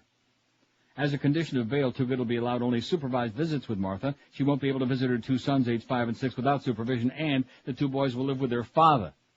Though her husband is supporting her, the couple will be willing to separate if that means he can get custody of Martha, Too Good said Sunday in an interview with CNN. My hope is just to have Martha home, go to parenting classes, learn the right way to deal with it, Too Good said. I just want my life. Too Good says she comes from a community called Irish Travelers, which is known for the itinerant lifestyles of its members. She said her husband is licensed to do paving work. Oh, just like you told me the other day. Yes. About paving the driveways. Right. And like after the first good rain, it all kind of like floats it's away. Not really tar. Oh. Her husband is licensed to do paving work, and the family moves around the country and takes odd jobs. She indicated that Irish travelers often feel discriminated against, and that's why I was nervous in the department store, she said. Hey, guess what, honey? There's no potato famine anymore. Go to McDonald's. They got some great fries. Lower in fat pretty soon. Prosecutor Maggie Jones said Sunday she was not moved by Too Good's entreaties that the girl be allowed to stay with her other family members. My sympathies do not go to Madeline at all, Jones said. These are the same family members who, after they witnessed the beating on videotape, refused to bring the child forward for medical assessment or medical treatment. Jones said that the doctor's clean bill of health does not mean the girl was not abused. Bruises could have been healed in the 8 days the girl was gone, she said. Too Good turned herself in Saturday. Say it again. Too Good turned herself in Saturday to the Michigan Police Department 9 days after the store surveillance camera recorded her apparently slapping and punching her daughter. Too Good said her daughter never had a mark on her, but she said she had a message for other parents. Don't raise your hand to a child. It ain't worth it, she said. In front of a camera. Especially if a camera's watching, which is why, of course, she kept looking around before she started doing it, just to make sure nobody was watching. Surprise, sweetheart. Surprise. It's Candid Camera. Even though he's dead. What's his name? Alan Funt. Alan Funt. What'd you say? Funt. Funt. Alan Funt. He's still dead. That was a good show in its time. It was okay. Sure. I bet you Boca Brian liked it a lot. Especially when they used to have on Hermione Gingold and Hans Conried. Oh, that was a different show. That was Pantomime Quiz. 19 till 11 at 560 WQAM. If you're looking in the mirror and you think, hey, that's Boca Brian's head on there, there's a big bald spot. Or maybe you think you look a little like Mo. Well, forget about those pasty-looking smelly wigs. Here's the answer for you. The natural hairline system for our good, close personal buddy, Charles Alfieri. Charlie's been helping the famous and the infamous look their best for over 25 years, and you probably haven't ever noticed his work because it doesn't look like a piece. I mean, when like that Aaron Brown on CNN, that's a piece. Sam Donaldson on there on CNN, that's a piece. Bad one. Bob Eisenberg in our sales department with that muskrat on his head, that's a piece. But if it's the natural hairline system, you would notice because the hair looks like it's growing out of your scalp. So if you guys want to cover up that bald spot, but in the same time look younger and better instead of silly, here's the answer for it, and it's affordable, too. When you call Charles Alfieri, mention Neil Rogers, and unlock $200 extra off the price of that natural hairline system. And Charlie also services and repairs all other kinds of hair systems, too, while you wait for only $25 to $30. And everybody who gets the natural hairline system gets Charlie's 30-day guarantee. If you don't love the way it looks and feels and smells, I always talk about that smells part until I met Mo, and then I realized how that cashmere bouquet really stinks up a hairpiece. If you don't love the way it looks and feels and smells, you can return it for a full refund. Say, hey, Charlie, here's your hair back. Give me my money back. No problem at all. Make the call today, and you can look a hell of a lot better and younger in no time at all. Call 1-800-321-2413. 1-800-321-2413, or log on to charlesalfieri.com. Live and local. This is Sports Radio 560 QAM. Rogers got La cucaracha, oh, hey, señorita, don't walk by. La cucaracha, shake your maracas, and then let me give them a try. Oh, ay, ay, ay, ay. How I love hot guacamole. I took a siesta, and when I woke up in the sofa, there was a burn holy. Mexico. Don't go there. 1046 at 560. Now, why did you fax me that I just Schmidt canned immediately? Oh, well, you know. No, I don't know. Why did you fax me that same squiggly little handwriting? It's always the same crap that I read about 2 words of and Schmidt can it. I don't know. I'm slipping. You are slipping. I think it's under the pressure of those crappy summer ratings. Anyway, getting back to, and I don't read them, whoever the hell you are, you misfit, you turd out there. I don't read any of the crap, so continue writing it. Little Quisling. Simpleton. New York Post, Andrea Pizer writes today, too bad, too good, you're a lousy excuse for a parent. Mother of the Year, Madeline Too Good, has 3 small children, 4 driver's licenses, and 2 names to choose from, depending upon the state in which she parks her trailer. But Mommy Dearest has not one permanent address. The country now is as familiar with Too Good's parenting skills as it is with the danger of Hurricane Isidore. This past weekend, the savage in blue jeans was all over TV, furiously whacking her small daughter about the head, a scene caught on surveillance tape. As horrifying as it was to watch, I could not look away. She had to be stopped. By the time Too Good surrendered to authorities Saturday, after running to 2 states and dyeing her hair brown, she'd morphed into the most despised human this side of Saddam Hussein. She also presented a self-serving story. Too Good says her child Martha made her angry by wandering off in a store, forcing management to page her twice. What kind of a mother lets a 4-year-old out of her sight? This train wreck of a mom is one of these so-called Irish travelers, nomadic misfits of which I'd never had before heard. Travelers wander with the seasons looking for work and home repair. Previously, they drew the attention of authorities only for scamming customers. Too Good is charged in Texas with skipping out on a traffic ticket and stealing goods from a department store. About the beating she inflicted on Martha, she told an interviewer, "I shouldn't have done it. I shouldn't have did it." You know, it's interesting. Every time they quote here, they quote her exactly the way she says it. Yes. The illiterate, "I shouldn't have did it." And don't raise your hand to a child that ain't worth it. Ain't it the truth? Asked Andrea. The truth is that Too Good's appalling attitude toward child rearing is not so different from the thinking of many who see children as personal property to be raised as they see fit. Little Martha Too Good is now in the care of strangers while her brothers ages 5 and 6 are with relatives. I feel for a child ripped from her parents, but this travesty of a family can't continue. By foisting a bizarre authority-shunning way of life on kids, the travelers put them in danger. Too Good and her kind should be kept miles from children unless they agree to settle down in a place where they can be watched. Until then, I thank God for videotape. Says Andrea Peiser, today's New York Post. Andrea usually writes some stuff that makes a lot of sense. Nice going, sweetheart. 195 votes on our poll about Madeline, about that too bad, too good. Burn the bloody bitch at the stake on national TV. 68 people said that, including us. Burn that bitch. Probation only 38. Probation and loss of custody of her children's 36. A year in jail 22. No punishment. Spare the rod and spoil the child 16. Spare your rod. And 3 years in jail 15. Out of about 200 votes. Now, there's a thing in the National Post this morning. I was going to save this for later, but I think, now's the time for this bedtime story. Child's beating shines light on Irish gypsies, which I had also got to confess. I mean, gypsies we've talked about, and George is always telling me off the air about gypsies this and gypsies. Because the only gypsies I'm really familiar with are the gypsies in Europe. Well, just pretend that they're here, because they are. No thanks. Like the ones in Rome that stole my credit card thing that time, my credit card wallet right out of my pocket. Right, pretend they live across the canal from you. The ones in Rome that are like, got their little kids chasing you around and they're holding the placards up in the air while Mamacita is like pulling your wallet and everything else. They're here, doing that here. Are they doing that here with like with the cardboard to distract you? Well, they have 101 different scams. And by then, they're so deft at it, they're so clever at it, that by the time they get done, you're lucky if you have any pants on. You're lucky if you have one stitch of clothing left on your body. It's incredible. Child's beating shines light on Irish gypsies, writes Michael Franscolante. Whatever his name is, some greaser. In today's National Post. After putting her 4-year-old daughter into the back of the family SUV, Madeline Gorman Too Good took a quick look around the parking lot just to make sure nobody was watching. But despite her best effort to conceal what she was about to do, nearly everyone on the television has seen what happened that afternoon outside an Indiana department store where a surveillance camera captured Mrs. Too Good shaking and slapping her daughter Martha in a violent fit of rage. Yeah, we've seen it a few thousand times. Even Mrs. Too Good, who later saw the clip on CNN, admitted she had acted like a monster. Yesterday, the lawyer representing the 25-year-old mother of 3 said his client will likely plead guilty to a charge of child battery and throw herself on the mercy of the court. But although the contents of the clip are hard to refute, at one point Mrs. Too Good stopped to take a rest before continuing with her beating. Some observers believe the mother's decision to plead guilty has little to do with the infamous tape. The Too Goods are members of a band of Texas-based Irish travelers, a group of nomads who move across the country in search of temporary jobs and quick paychecks. That's paychecks with a Q-U-E-S. Okay. The community police say includes a large number of con artists and petty criminals who spend their lives avoiding public attention. But with Mrs. Too Good in the spotlight, laying low has become nearly impossible.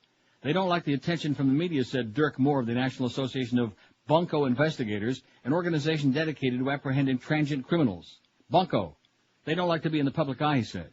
Mr. Moore, like other law enforcement officials who track Irish travelers, stressed that most members are not criminals, but because the legitimate members sometimes cover up for the criminal element, it's difficult to differentiate between the two.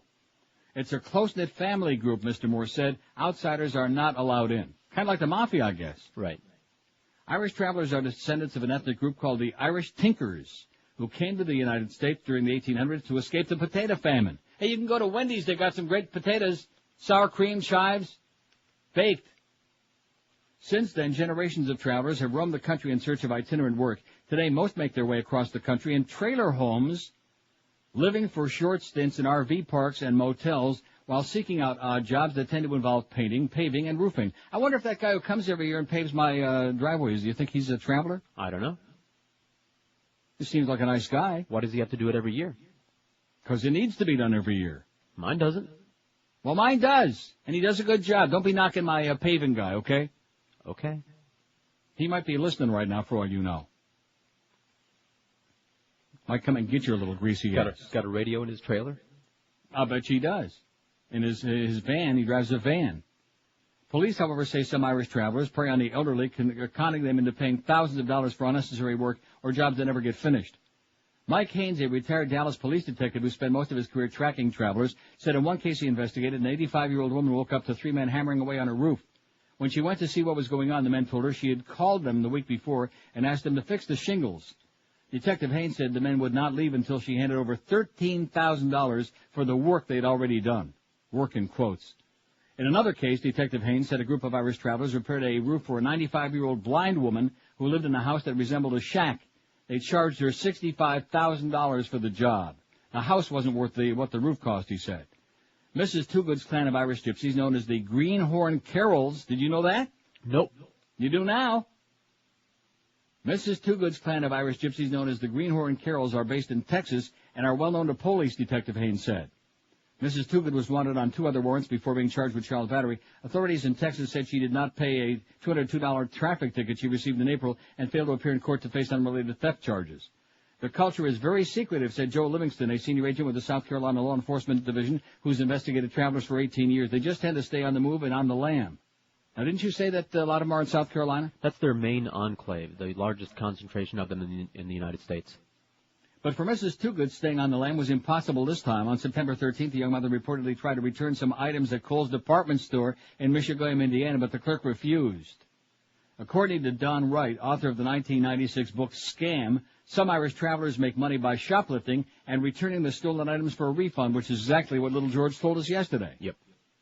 A typical Irish traveler woman or team of women, there are usually 2 of them operating as a team, will generate about $2,000 a day in revenues that way. $2,000 a day tax-free, that sounds like $700 and some thousand dollars a year to me. See ya. Tax-free. Mrs. Too Good's lawyer says she was upset because Martha was misbehaving in the store, opening toys and wandering away. Whatever the reason, Mrs. Too Good was extremely angry when she left the store. That anger culminated in a 25-second beating that shocked even the most hardened social workers. Nearly a week later, local police, out of Leeds and worried that the girl in the Toyota Sequoia was badly hurt, released the video in the hope it would generate some leads. That's an expensive car. I wonder where they stole that. On Saturday, well, of course, if you're making $700,000 a year tax-free, you can buy whatever kind of car you want. Cash for it. Cash. Yeah. On Saturday, overwhelmed by the public backlash against her, Mrs. Too Good hired a lawyer and turned herself in. She even appeared on some talk shows, reiterating the fact that although she hit her daughter in the back and pulled her hair, she didn't punch her. My children ain't abused, said Mrs. Too Good, who remains free on $5,000 bail. They ain't battered. They ain't abused and they ain't battered. Just and remember, that ain't all bad. Don't forget, English is her second language. But yesterday, after dozens of cameras followed her in and out of the court, the young mother refused to talk. Her lawyer said she's concentrating on the fight to have her daughter, who's currently in foster care, handed back to her family. Detective Haynes, however, believes Mrs. Too Good, like the rest of her community, just wants the whole spectacle to go away. They figure out of sight, out of mind. Mr. Wright said that when some Irish travelers who've been based in the southern U.S. began moving to Canada about a decade ago, they quickly realized Canadians were not familiar with their scams. They were really successful in Ontario, and then they spread out to the rest of the country. Since then, they've gone all the way to Alaska, like Johnny Horton would say, north to Alaska. Remember that? Great song. Yep. North to Alaska. Good old Johnny Horton. Is he still dead? Yes. Still dead. Damn it. See, there's a guy we should have put on ice, Johnny Horton, not Ted Williams. Who the hell needs Ted Williams? He was a sourpuss, you know. Used to shoot pigeons with BBs at Fenway Park and brag about it. Although, you know something? I'm looking out on my balcony right now. I think old Ted had a point. He had a good head on his shoulders. 10:56 at 560 WQAM. We got Jim Manders coming up from Shula, Stake 2 at 1 o'clock. Hank Goldberg at 3. The humper's back, thank God. The man who's saving the summer book for us with Patrick Surtain between 5 and 6, that should do it. Marlins on deck, it's almost over. Marlins on deck, 6:30. Marlins at the Spose, 7:05. Should have a gigantic tune-in audience for that. Eddie K after that abortive baseball game. And the Dirty Goyim overnight, Joe and Mark. Why do I always say Goyim? I don't know. Why? Only one of them is. If your carpets look like crap and maybe don't smell too good either, here's the answer for you. Dry Concepts. Pick up the phone and call one of these numbers very, very soon. And in no time at all, the people at Dry Concepts, the experts, will have your carpets looking just like brand new, no matter how hopeless they look, feel, and smell right now. In Broward, 954-370-7778. In Dade or Palm Beach, it's toll-free, 1-800-248-5071. They show up exactly on time. They give you a written guaranteed price before they start the job. And when they finish, your carpet's dry in a couple of hours. They smell lemony fresh, look just like brand new, and you'll have a gigantic smile on your puss. It's guaranteed. I've been using them for over 20 years in my home. And like I always tell you, everybody I know that's got any smarts at all, they give these people a try, and they're like always very, very ecstatic, and they'll never use anybody else again. And once you call them, you'll never do it either. They also do, besides cleaning your carpets and making them look just brand new, a stupendous, unbeatable job of furniture cleaning and drapery cleaning and spot dyeing. Fiber protection, carpet repairs, in-plant oriental rug service, second to none. Deodorization, and if a flood hits your house, complete water damage restoration, too. If you want a guaranteed stupendous job at a guaranteed fantastically reasonable price, these are the folks to call. Dry Concepts. In Broward, here's that number again, 954-370-7778. In Dade or Palm Beach, toll-free, 1-800-248-5071. That's 1-800-248-5071. Clean today, entertain tonight with Dry Concepts. Live and local. We're Sports Radio 560 QAM. Hi, this is Billy Mays for Orange Clean. What are you doing in my house? I'm here to get the stain off your shirt. I don't have a stain on my shirt. What? Oh, my... What? Oh, God, what is that? That's doggy do. Oh, why'd you put it on my shirt? Let's get that off. You're taking my shirt off? We just dumped the shirt right into Orange Clean. It's not coming out. Ooh, that's never happened. Oh, come on, get out of my house. Let me get those pesky nose hairs out with the gopher. The amazing reacher. Is that for nose hair? No, but you can use it for nose hair. Oh!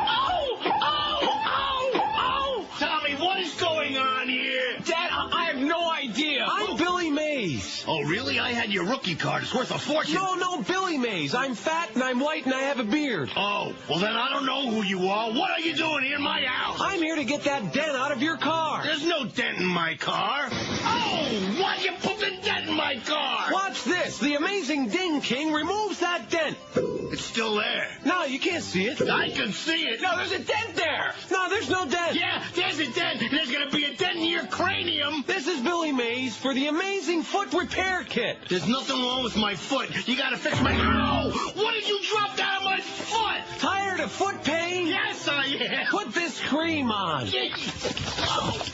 How's that feel? Feels no freaking different at all. Dang it. Just give it a minute. Yeah. This is Billy Mays with amazing products. Oh, sorry. Get him out of here. If he is one of the most disgusting, annoying people on the face of the globe, you know it? Who?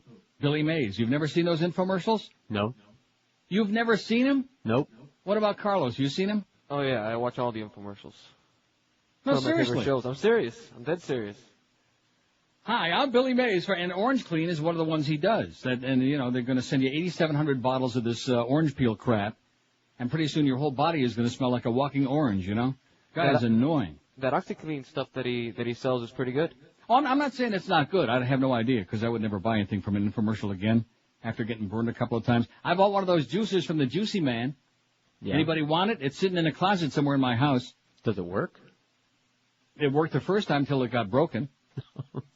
Like I said, it worked about a half the first time until it broke itself. And then, of course, there's always Ron Popeil in our spaghetti-making machine, our pasta machine. Yeah. Remember that thing? Finally had to throw that away because it was taking up space. About 40 cents worth of plastic. Oh, the machine. See, like I told you, everything with Ron Popeil he calls a machine. I will say his rotisserie thing, and you notice they keep on plugging that because it's the first decent thing he's ever made in his life. Yeah. Making more money than God. You know, I was just thinking here during the break, and the reason that I came back kind of awkward there was because I was on the phone with my money guy buying stock. Not. I was just checking to make sure we know where my money is because he tends to be a little like that. Good guy, but a little. So anyway, I was on the phone with him on my cell phone, but I was thinking during that break that engineering department and our sales department have so much in common. And maybe it's because it's QAM. You ever stop and think about that? Yeah. Yeah. They have something in common, and that is they don't give a crap. They're inept, and they don't give a crap. Like the thing with the phones again. Oh, look at this. We got the phone. The dots are up again, and we have to go through another embarrassing, which you have to make a big joke out of it and make a whole shtick and a bit out of it because they can't get anything to work with this goddamn deal. The amazing part of it is when we first started doing shows from up here, the phone worked fine. Remember that? Yeah, of course. I had a little bit of trouble. I mean, the equalization was a little bit off. I had a little trouble hearing. I bought the headphones. But the phone worked. It worked okay. But we're going backward. We're regressing. Just like this business with Sunday nights. Every Monday morning I come in here, there's no audio feed. Every stinking Monday morning during football season, you could bet your life on it. In fact, I'll bet Greg's life on it right now, okay? That I'll come in here next Monday morning, there'll be no audio feed coming from down there, from QAM. Because there's just, nobody gives a crap. See, I'm in a very dangerous situation right now, and I think it's because I took a couple of calls this morning. I'm starting to actually care again about stuff, and I shouldn't be doing that. That's a very bad thing. Yeah. If you're going to be a QA, you have to stop doing that. That's the first rule. Carlos, I want you to learn that right now, especially since you're on the payroll for like 48 cents an hour, net, is don't give a crap. Don't start being conscientious. Don't care about doing a good job. Don't care, like this morning. We didn't get on the air. I couldn't hear what was going on in the last minute there. Forget about it. Don't care about it. See what I'm saying? I'll do my best. You care? No. Excellent. See, there's a quick learner for you. Quick study. You don't give a crap. And by the way, Carlos, you're fired. No, seriously, he doesn't give a crap, and that's the way you should do it. Well, it's because people that try to be conscientious, you're just banging your head against the wall. It's schlock. It's radio schlock. And we're making all of this money. We got spots up the old ass. Rectum. And so why the hell should they care? Show is sold out. George, maintains those marginal numbers in the summertime, hangs on by his toenails. I think that's pretty amusing, the fact. Of course, keep in mind now that's men 18 plus, not 25 to 54. We can't get that breakdown on just the trends. Now, in another 3.5 weeks or so, when the whole summer book comes out, then we're going to find out when push comes to shove. And see if my one number too. See enough, I'm back to, see, you keep saying that, you are the worst rationalizer I've ever seen in my life. First of all, this is a guy who says to me 2 years ago, or no, it was last summer, I come back, and he says, Arbitron's got this problem, they can't find our audience in the summertime, and then when you come back, they overcompensate and they goose your numbers up. I mean, what kind of a person says something like that? That's what I said. That's pretty damn close to what you said. They overcompensate when Neil comes back. So in other words, not the audience is coming back, not you can actually see the graph on our website, like on the hits on our website every day. If you want to stop being in denial, you can go on there. You got it right there in front of you. You can check the stats. No, I know. On the web. Huh? I have. It's a graph. It's a chart. Right. It's not a complete accurate thing, but it's an indication of how many people are listening out there, question. George. You don't have to take it personally. I don't. Just because not everybody wants to talk about licking fecal matter with their tongue, not everybody wants to hear about that every day. Once a week might be okay, all right? But a steady diet of that can lead not only to physical deterioration, but also to mental deterioration as well. So quit doing it. Or at least talking about it. I mean, you can lick all you want. You can lick ass. Rectum. All you like. And then you'll start saying, then you won't have any numbers when you start saying that. Look what happened to him. I'm getting a headache from this show today. And I've had a headache. It's all my own mistake from that experiment with the phone. I took the poll yesterday. If I was a quick study like Carlos, I would learn immediately the message is they're very satisfied with the show the way it is right now.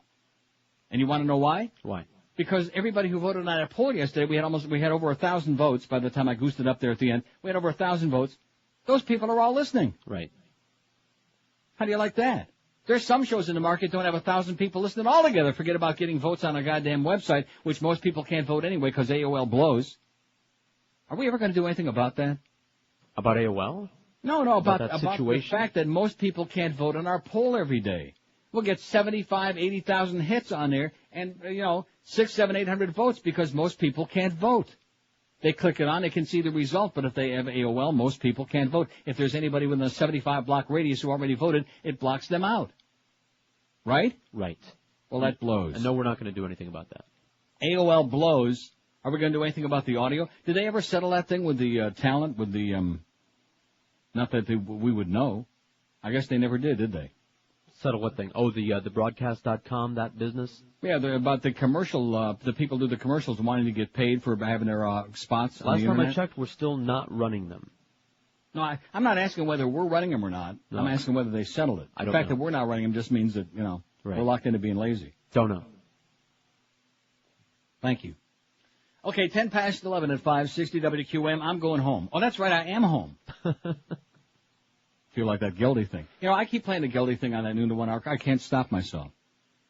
There are just certain things that I feel compelled to play. The Spirit of Christ compels me, like that Mickey Mouse thing. With I'm sure the audience is tired of that. Not that I played it that many times. It's a long bit. But the Mickey Mouse thing with Eisner and with the bluebird on my shoulder and Uncle Remus, it's just, I'm sorry, I just can't help myself. It's kind of like, it's like that. I just can't stop. And from the rumors I'm hearing around the building down there is everybody's going around the building all day long singing, yo, yo, yo, let's rape Mo, which I think is very disrespectful when you come right down to it. Don't you? Both that a significant number of longer-range missiles were effectively concealed from the previous inspectors and remain, including up to 20 extended-range Scud missiles. Missiles. Don't you love the way he said that? Aren't you impressed? Missiles. I used to like that Tony Blair until I realized that Bush had naked pictures of him and a billy goat. Or maybe it was Prince Charles. It looked like a billy goat. Anyway, it's 11 past 11. I guess I'll do the break. I don't know. I'm just so out of sync since we took those calls and since that whole, I'm burned out on technical experiments that don't work on this mother effing radio station. You know what I'm talking about? Everything has to be a big song to dance. It's not that complicated. We had it working here before. We had the phone working from Amsterdam, for Christ's sakes. I couldn't hear a goddamn thing, but it worked once upon a time. Remember that? Oh, yeah. And then evidently a whole bunch of things got changed around down there. But don't bother telling us about it, because you know that Neil, he changes his mind all the time. But let's blame this on Muff, because Muff was the one who was insistent on it. In addition to which, remember last week, Muff sends me that note about after the show, could I stick around and talk to Minnie Bob? George Corso, a.k.a. Minnie Bob, our junior engineer there. And I was going to, redo this thing on it. That would have been some experiment. Remember that? Get off your duff. Yeah. I mean, here's a great engineer that comes in here yesterday, wasted a half hour of his life on the phone with this guy, and still couldn't get it straightened out because the problem wasn't on this end. And he's refiguring this and putting in numbers that haven't been invented. I could never have done that. I could never even crawled on the floor here and stuck the goddamn keyboard back in the computer. Because I just don't know where to stick it. You know what I'm saying? Yeah. Might as well. 12 minutes. Oh, look at this. Iraq reacting to Tony Blair. That in mid-2001, there was a step change in the program. We advise Mr. Blair to pass on his dossier to UNMOVIC and the IAEA for proper assessment, and soon enough the truth will come out. We had already invited Mr. Blair, before he revealed his dossier, to send any number of British experts for the necessary duration to assess on the ground the validity of his so-called evidence. Of this program, but they've only slowed its progress. I love it. See, more than just bedtime stories. We got news in the making there. Tony Blair is debating this Iraqi scumbag. 11:13 at 560 WQAM. We want to get a new mattress. Do it the smart way, like I've been instructing you folks for the last several years now. And some of you got wise. A lot of you got wise, evidently, because they love me at Dial Mattress. Isn't that what the fat boy always says when I ask him about new copy? Oh, they love you. They love you. They get great response. They love it. That's always the cop-out from our sales department. Then he writes up a bunch of stuff about, I can't wait to get back to South Florida so I can sleep on my regular Dial Mattress. Forget about it. Just forget about them. Forget about them. Forget about the engineers. Let's just enjoy life, okay? Like the Humper always says, life is sweet. Just forget about it. Isn't that what Mo always says, too? Just forget about it. So if you want to get a brand new name brand mattress, unbeatable price, and tremendous delivery service, the likes of which you've almost never heard of in your life before, then Dial Mattress are the people you want to do business with. Just call 1-800-MATTRESS. 1-800-MATTRESS. Talk it over with the bedding expert. They'll hook you up with exactly the brand name and the kind of mattress you're looking for, the size, the firmness, etc. And they got the best in the world. They got Serta, Sealy, Simmons, King Coil, only top brand name mattresses, no crap. And they deliver it to you when you want, when you're going to be home. Any day of the week, 7 days a week, any 2-hour window that's convenient for you. And they give you that 30-day in-home comfort trial to try it out the real way by sleeping on it and doing your thing. So be smart this time. Call Dollar Mattress right now. You'll thank me in the long run. Call 1-800-MATTRESS like I always do. 1-800-MATTRES. Or check them out on the web if you prefer at mattress.com. Live and local. This is Sports Radio 560. WQAM. Mr. Mary Catherine, Jesus.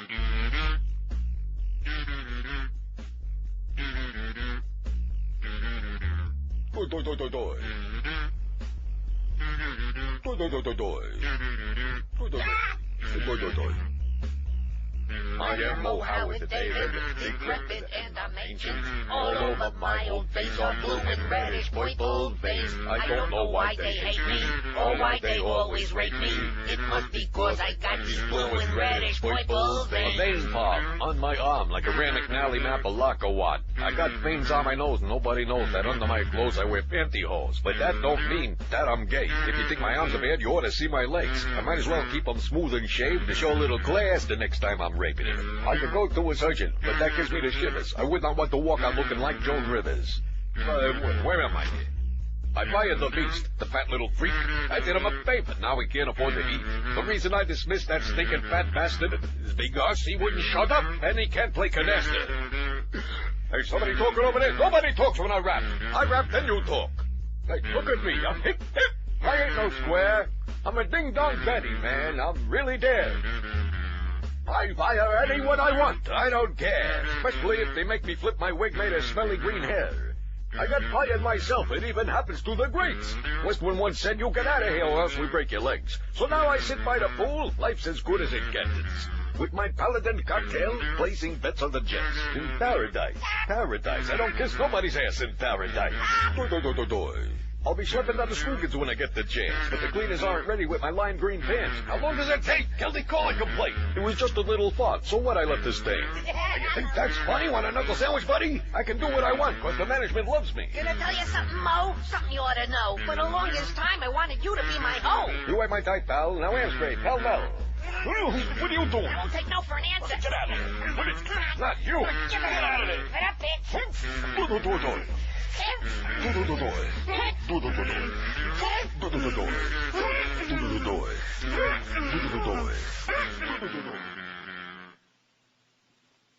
Yeah. 11:20 at 560 WQAM. Happy Tuesday to you.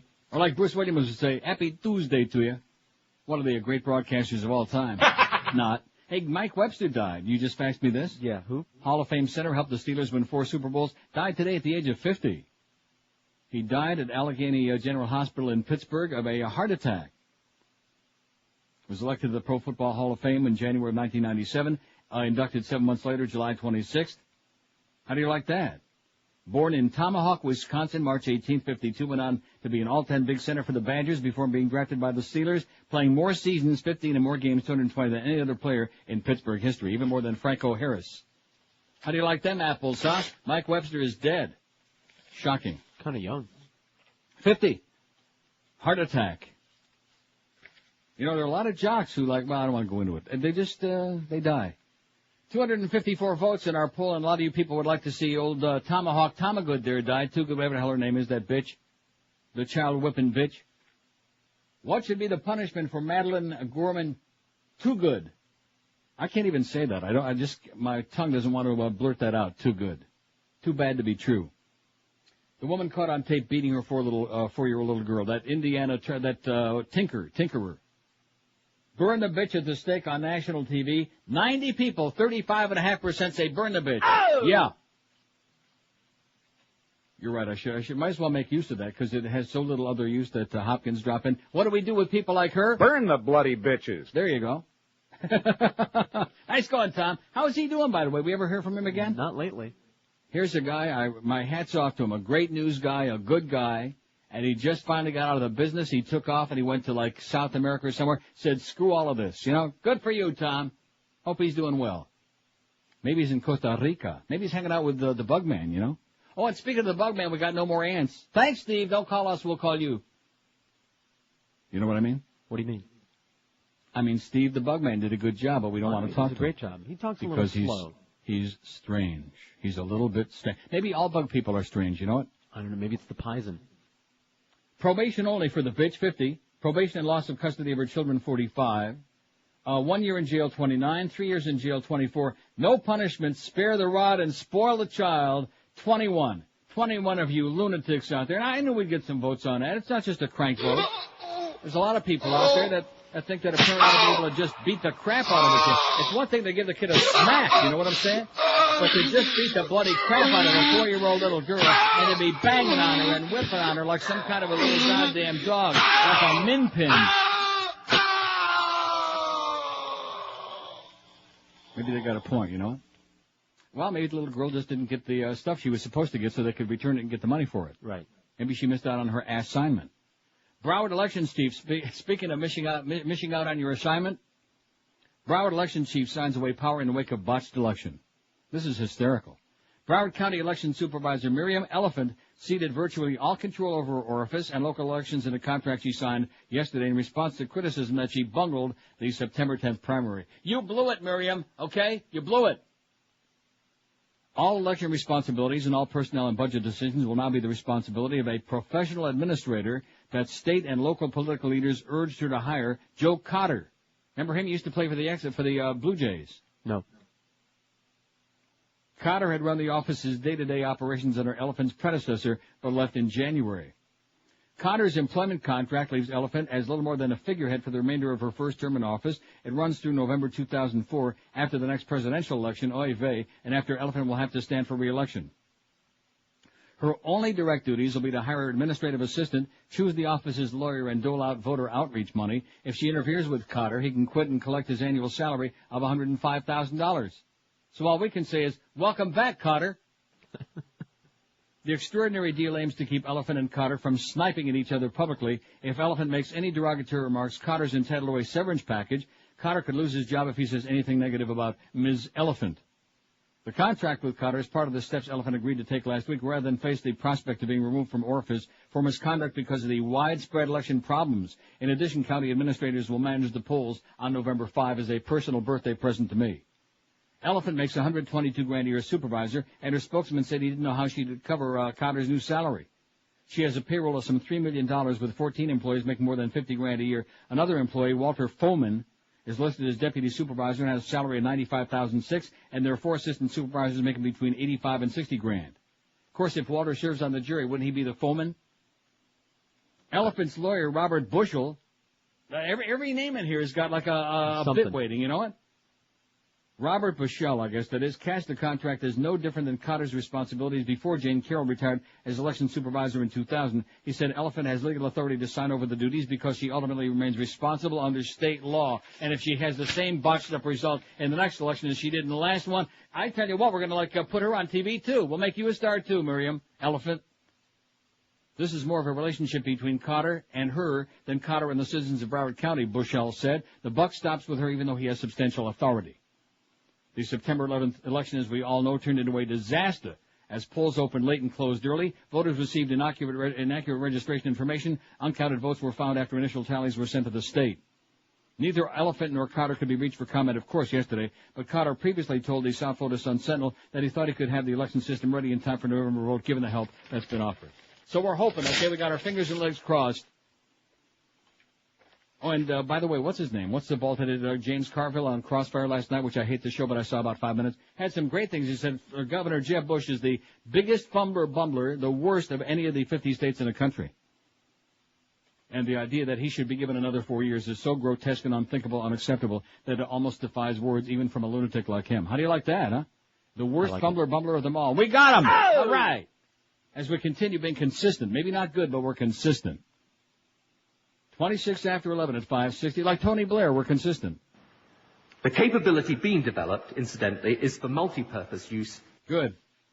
Hey, with your busy lifestyle, you need all the energy you can to feel healthy, and that's why we urge you to start popping Oleomed. Start popping it. And the Oleomed, too. Because it's good for you. It's got the best olive oil anywhere on the planet, pure olive oil in there, along with all kinds of other good stuff in those little soft gel capsules you just pop in your puss. There are vitamins in there, minerals in there, herbals in there. God only knows what's in there. And they have one product specifically designed to help your heart. One for your blood pressure, cholesterol, and prostate. One for your circulatory system. There's a product to help your digestive and endocrine system. Mind.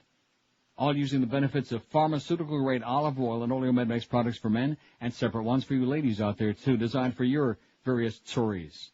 Pick some up today. It's all over town. You'll find it at the Whole Food markets. You'll find Oleomed at Walgreens, of course, Sedano's and Navarro pharmacies. If you'd like to get more information about their sensational products and how they can help you in the way you feel, just call their toll-free number, 1-866-OLEOMED. That's 1-866-OLEOMED. You can order their products online, too, if you like, at oleomedamerica.com. My and local. This is Sports Radio 560. QAM. WQAM, go f*** yourself. Good afternoon. This is your captain speaking with just a little flight information. Coming up on the left, we're going to be catching a glimpse of the Grand Canyon. On the right, you can be able to see the Hoover Dam in just a few minutes. Couple little facts here. I'm packing a Colt King Cobra. That's a .357 caliber firearm with a black rubber grip and a 6-inch barrel.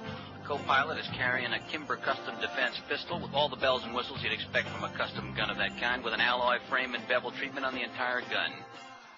Pilot's got a gun. Pilot's got a gun. It's a loaded one. Down to nothing dumb.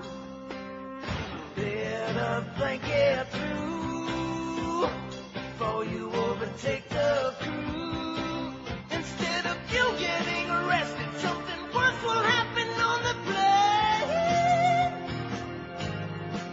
You terrorists have it coming now. The pilots have a gun. They just might be blowing out your brain.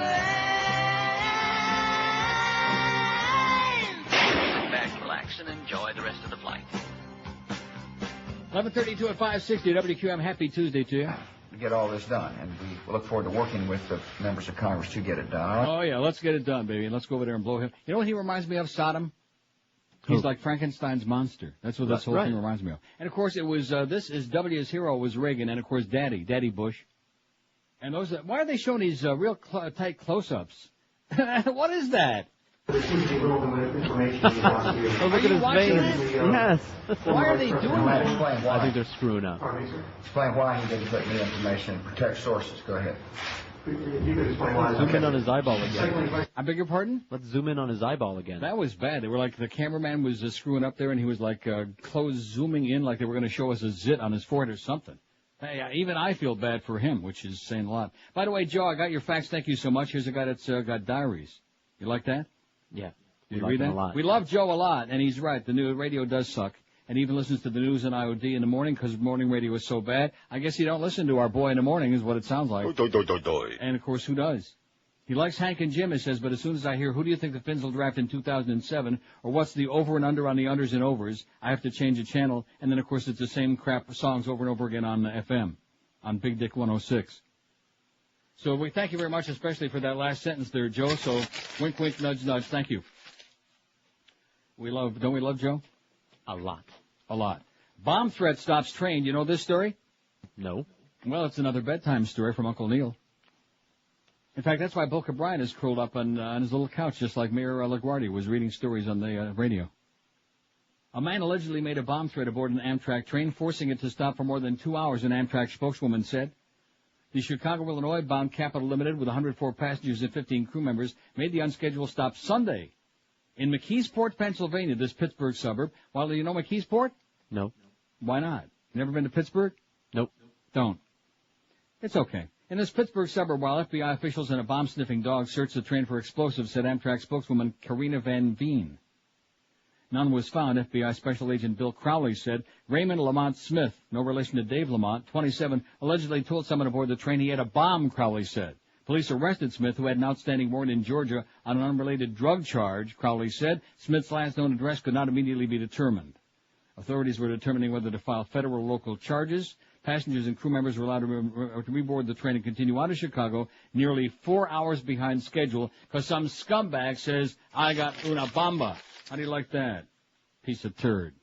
Speaking of turd burgers, The Guardian, the British Guardian, a lot of the good stories come out of the British papers, okay? Because they're not quite as twisted around as a lot of our publications here. Soldier killed boy in cold blood, say British volunteers. This is in today's Guardian. A 13-year-old Palestinian boy was deliberately shot dead by an Israeli soldier without any provocation, say two British human rights volunteers who witnessed the incident. An Israeli army spokesman confirmed last night that an inquiry had been launched. I was with 3 other international volunteers in a street on Nablus on Sunday with Baha Al-Bash, who often tags along with us and one of the witnesses, who gave his first name as Al. There had been some stone throwing. I hope his last name isn't Qaeda. There have been some stone throwing at tanks and armored personnel carriers which enforce the curfew. It happens frequently, and our practice is to stand at the side to observe. We always make sure the Israelis can see us, and we don't stand with the kids as it can encourage them. He said the incident appeared to be over and the people had dispersed when an armored personnel carrier stopped nearby. I heard a single shot, and Baha was lying on the ground, his eyes glazed and blood starting to come out of his mouth. It was clear he had no chance. An ambulance came within 2 minutes, and he died in it. A high-velocity bullet had destroyed his left lung. Al, who declined to give his surname because of the problems he says volunteers face at the airport when they leave Israel, has been working in Nablus for about 6 weeks. This is the worst thing I've seen in my time here, he says. Actually, it's the worst thing I've seen in my life. There was no way Baha could have been a threat to a soldier 120 yards away with a flak jacket and a helmet sitting in an APC. He had nothing in his hands, and even if he had a stone, couldn't have thrown it effectively from that distance. I went back today and measured the distance exactly. The shot was not a ricochet. As far as I'm concerned, these people are child killers. Whether or not they were aiming at the boy, there was no reason to shoot. Another of the 4 volunteers, Ewa Jazowitz, 24 from London, said, an armored personnel carrier came and stopped on the left side of the street. A soldier popped up from inside. I saw him with his rifle. He aimed at some kids on the street. There was no stone throwing or shooting going on at the time. She said that in a month spent with Palestinians in the West Bank and Gaza Strip, she had often seen soldiers train gun sights on people without further incident. This time was different. This soldier fired. It wasn't accidental. The soldiers decided to kill him. An Israeli spokesman said the Army was trying to determine what happened. The first assessment was that an Army patrol saw a child lighting a firebomb, which then set him on fire. But until we have better information, I can't comment, he said. A doctor at Rafidia Hospital in Nablus said the teenager was killed by a bullet, which entered through the shoulder and penetrated his chest. And, of course, on the heels of that, U.S. abstains in Security Council vote on Mideast resolution. But I guess we're supposed to be lauding the U.S. for not at least vetoing it. The U.S. decided not to veto a Security Council resolution calling for Israel to withdraw from Palestinian cities, clearing the way for its passage early today and handing a diplomatic victory to the Palestinians. The resolution, which passed 14-0 with America abstaining, was negotiated by the European Union and cobbled together with language from competing U.S. and Arab proposals. The resolution that we've adopted this evening was flawed in our view that it failed to explicitly condemn the terrorist groups and those who provide them with political cover, support, and safe haven in perpetuating conflict in the Middle East, Deputy U.S. Ambassador James Cunningham said. But the vote was a victory for the Palestinians and their Syrian backers on the 15-member Security Council. Arafat spokesman Nabil Abu Radina called the vote a step in the right direction. I believe this abstention from the United States is a clear criticism of Israel and its actions on the ground, and it reveals their dissatisfaction with Israel and its measures. Israeli UN Ambassador Yehuda Lankri said the U.S.'s abstention should be seen in light of Washington's desire to preserve good international relations ahead of possible military action against Iraq, and, of course, to preserve that Jewish vote, any of that they might get in the November elections. Oh, sorry, I didn't say that, did I? Did I say that? I didn't hear anything. Okay. Oh, Blair outlines Iraq evidence. I don't think we need to do this story when we got... It is clear... Both that a significant number. Yeah, I should play the little thing that before he says it is clear, I should play that little blurb that's on this tape. It's just a fluke is how it came out. Yeah. That's just how it came out. It's kind of like a little Three Stooges thing there before Tony starts speaking. Where is it? It is clear. He gets the it. Seven Dwarves, isn't it? In fact, wouldn't it have been something if right after that little sound Tony Blair would have started speaking and gone like that. That would have been great. Well, we'll get to him in a second. We got a lot of other bedtime stories for you here.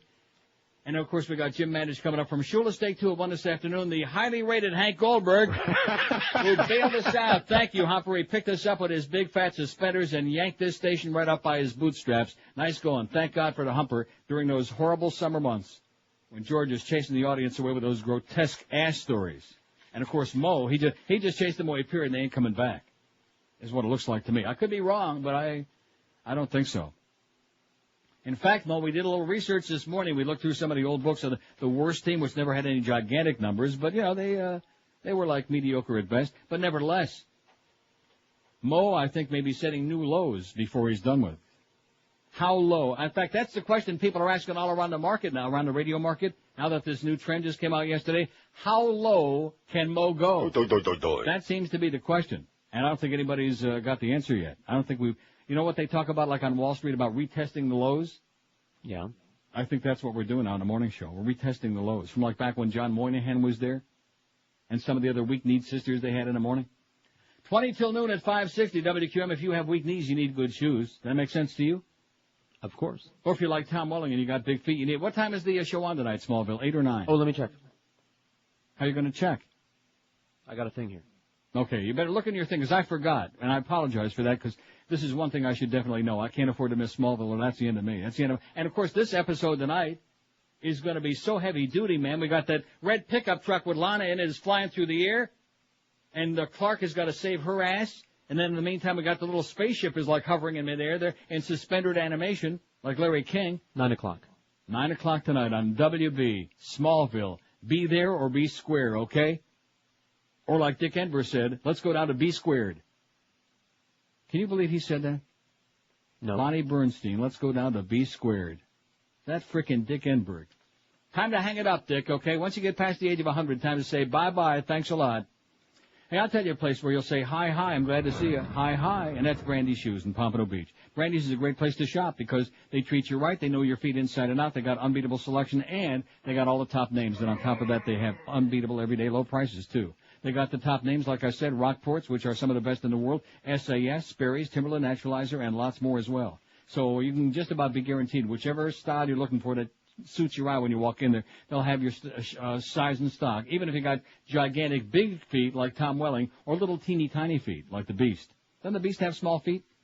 I've never looked. I would think so. And, of course, when you weigh 600 pounds like the Beast, you can't afford to have small feet. It's bad for support. Anyway, Brandy's is open daily 9 to 9, every Sunday 10 till 5, and they're still going strong in that same great location. You've known them and loved them in for years now. 1290 North Federal Highway in Pompano Beach. And the good news for you is the final summer clearance closeout blow. Even though it's not officially summer anymore, it's the fall, forget about that. The closeout continues at Brandy's for a select group of famous brands, up to 73% savings. Right now, it continues for a third week at Brandy's Shoes in Pompano Beach. Live and local. This is 560. The radio's all yours now. QAM. Sonny Fox, I listened to Neil Rogers because I could hear the word asshole. Saddam Hussein's a motherfucker. Saddam Hussein's a motherfucker. Oh! Saddam Hussein's a motherfucker.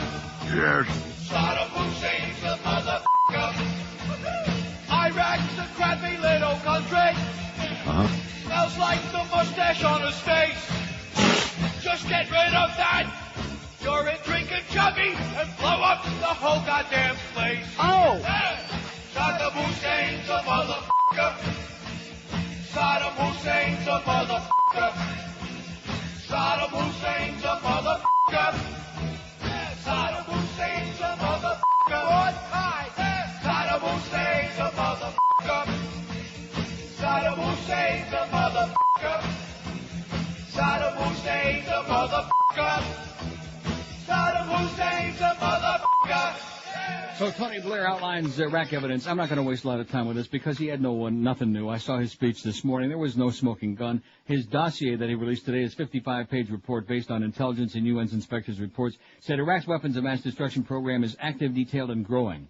The dossier claims Iraq has continued to produce chemical and biological agents, drawn up military plans for the use of chemical and biological weapons, tried to acquire from Africa material and technology for the production of nuclear weapons, although we don't know whether they got it or not, illegally retained up to 20 Al-Hussein missiles with a range of 650 kilometers, which is about 300 and some odd miles, capable of carrying chemical or biological warheads, begun developing ballistic missiles with a range of more than 1,000 kilometers, which is 600 miles, learned L-E-A-R-N-T.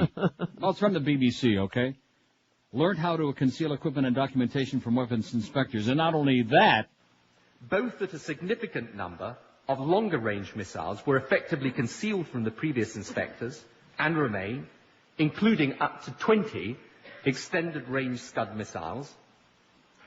That in mid-2001, there was a step change in the program, and by this year, Iraq's development of weapons with a range of over 1,000 kilometers was well underway. How do you like that, huh? He's got those missiles, and he's a bad dude. And, of course, we let the genie out of the bottle. We created the Frankenstein monster, and now we got to, get rid of it. Get him before he gets us, is the message, right at election time. And you know something? Speaking of Eric and our website. Yes. As marginal as it is, it could be a lot better. I mean, Eric does a great job for us, and he's a busy guy, but he makes more money depending on the more people go to our website and visit it. Right. NeilRogers.com, NeilRogers, NeilRogers.com. I keep saying that so we'll make some more money so we can keep eating. But at any rate, it would, if there was more interesting stuff on there, I think a lot more people would go check it out. Like this book, Forbidden Truth. I'm astonished that there's nothing about that on there yet. Aren't you? Well, let's do it. Forbidden Truth by Jean-Charles Brissard and Guillaume Dasquet. And, of course, he has no idea how to pronounce that, but I guess he could probably look it up, or we could send it to him, you know? Sure. Everybody ought to be reading this, except for, of course, the people that can't handle all these bedtime stories, the emotional cripples out there, of which there are many.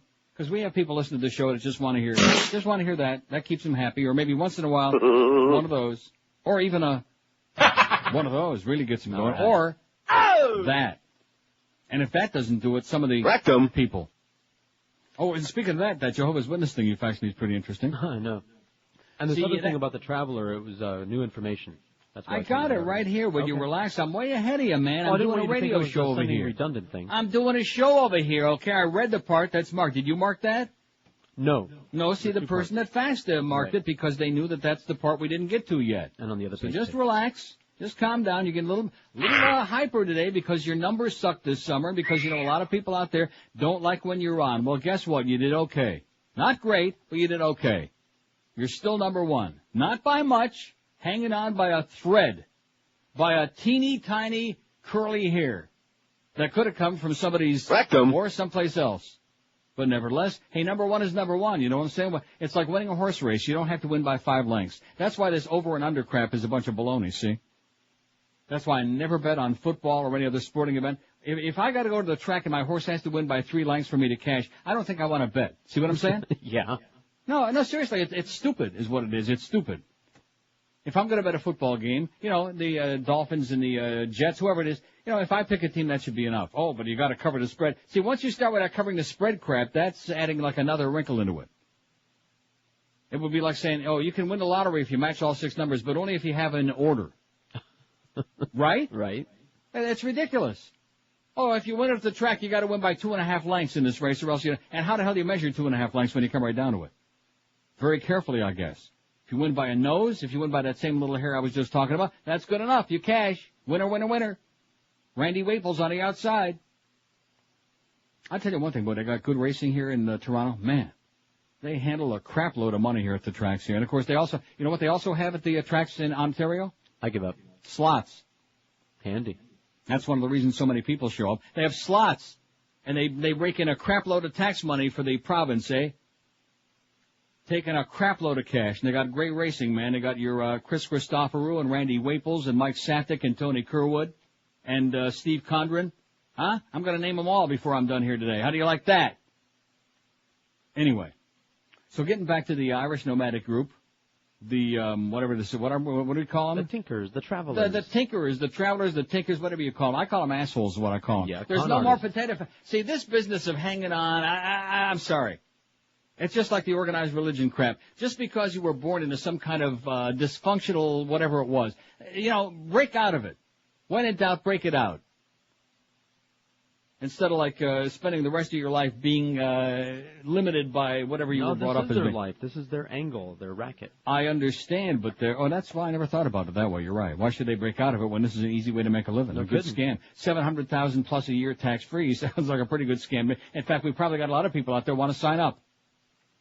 I guarantee you right now, if we gave the audience a choice and said, here's a place. In fact, that's a good idea, Eric. If you want to get more people on our website, put a place on there for them to sign up to be a tinker traveler or just a tinkerer. We got a lot of people tinker with our pool, so why the hell not have a bunch of tinkerers? They can make some cash doing it. You don't have to be Irish. You don't have to be Irish, although God loves the Irish, unless, of course, you're a tinkerer. Depends on what you're tinkering with, I guess. Anyway, getting back to the tinkerers. In Texas, they're called the Greenhorn Carols. That's what this Too Good family is. Right. The South Carolina Travelers are known as the Georgia Boys. Uh-oh. You know what I always thought the Georgia Boys were? I give up. I thought it was the Beasleys. But I guess they're in a different family tree, perhaps, with their little banjos. That's what Bob Vermouth told me that night. He got a little bit sloshed at that Indonesian Rastafari, whatever that thing is. Awful. Just horrible. Anyway, the South Carolina Travelers are known as the Georgia Boys. The food in Amsterdam sucks, by the way, okay? The sex and the drugs are great. The food blows.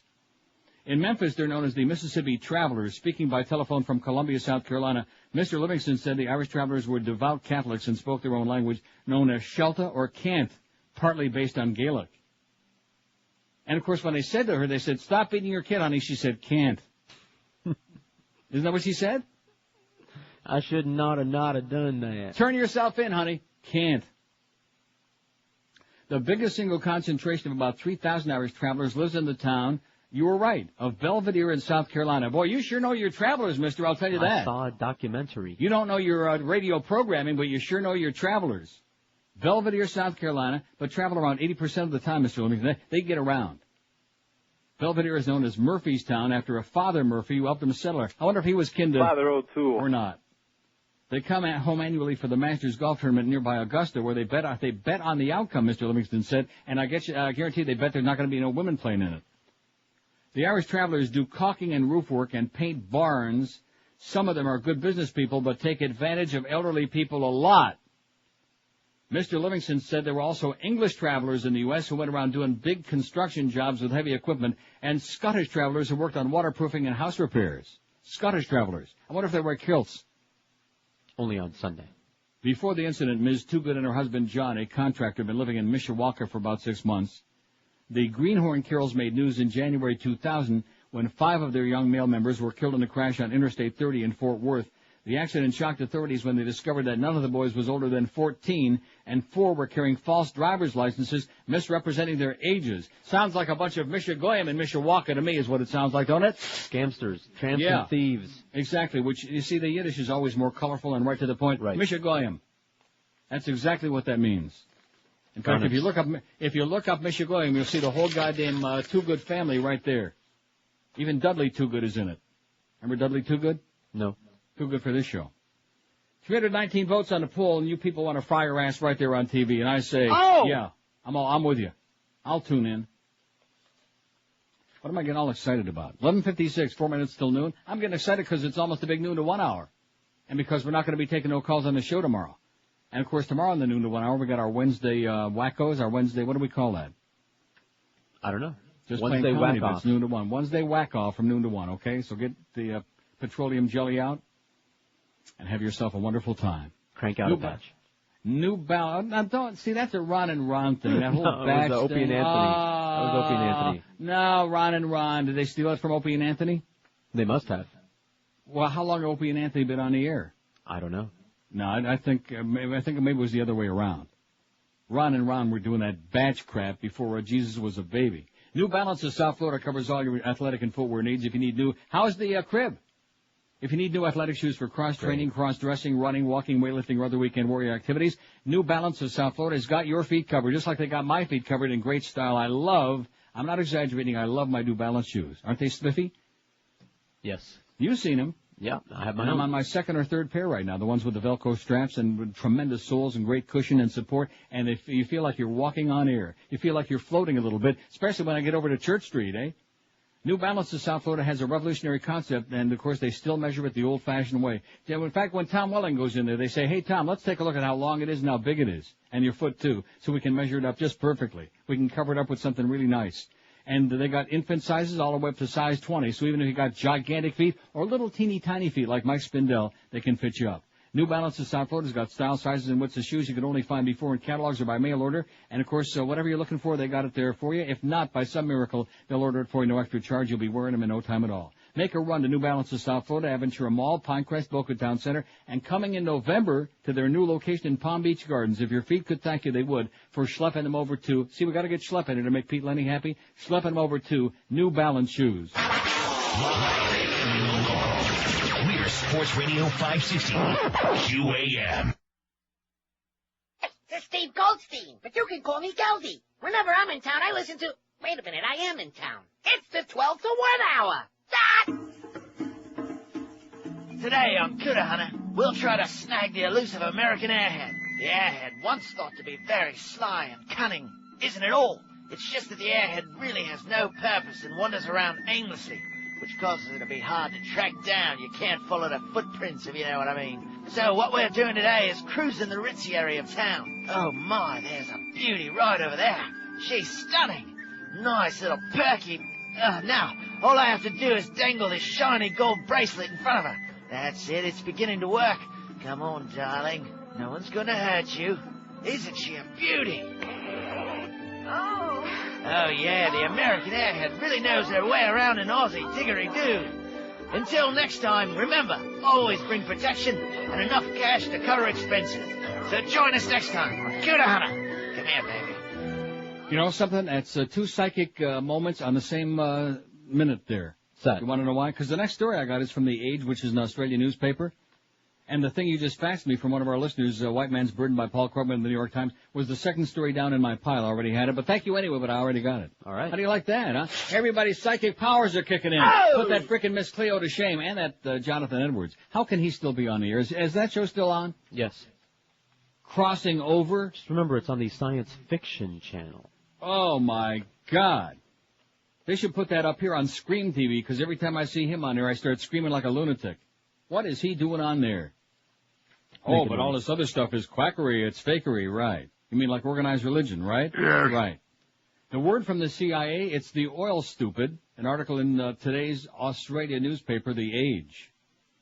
France and Russia have oil companies and interest in Iraq. They should be told that if they're of assistance in moving Iraq toward a decent government, we'll do the best we can to ensure that the new government and American companies will work with them. If they throw their lot with Saddam, it'll be difficult to the point of impossible to persuade the new Iraq government to work with them.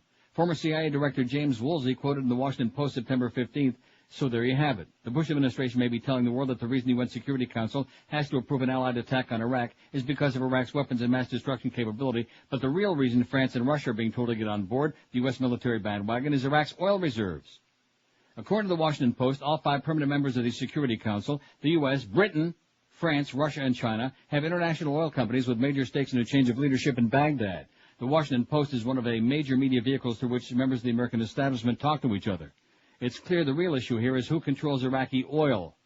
Neither the U.S. nor Britain, nor Australia for that matter, has produced any credible evidence to back up the ostensible reason for an attack on Iraq or regime change, read assassination of Saddam. The debate about how U.S. should go about getting control of Iraqi oil has been blunt and to the point. The new regime that the U.S. intends to impose on Iraq will not honor any of the agreements made between the old regime and oil companies around the world. As the Post points out, since the Gulf War in 91, companies from more than a dozen nations have either reached or sought agreements to develop Iraqi oil fields or repair existing facilities.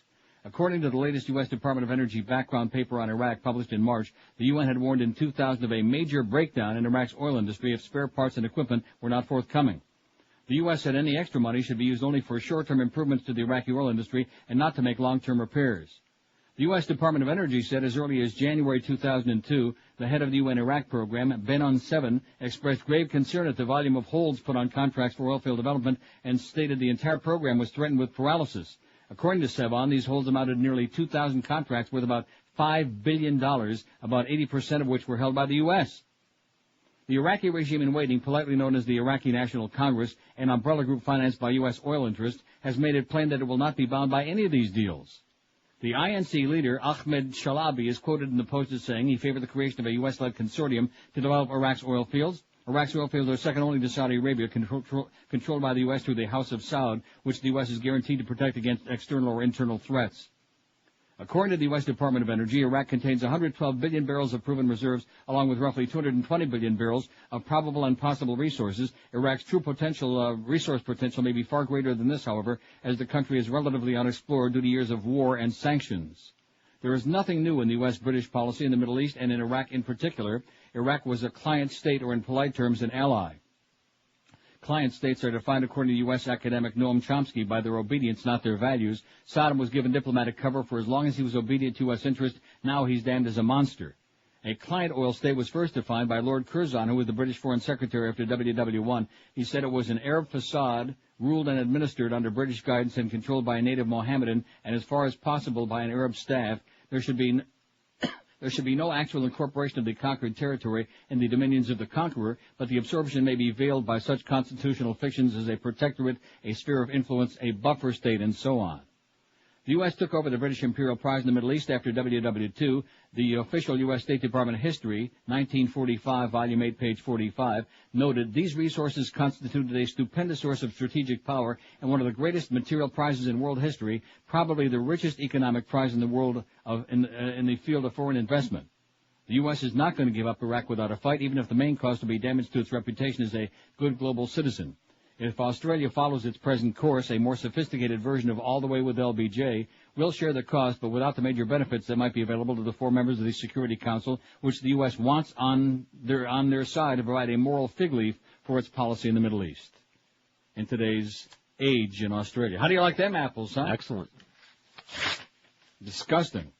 See, this is why we're still dependent on oil, boys and girls. Why even go into it? You know what I'm saying? What are you saying?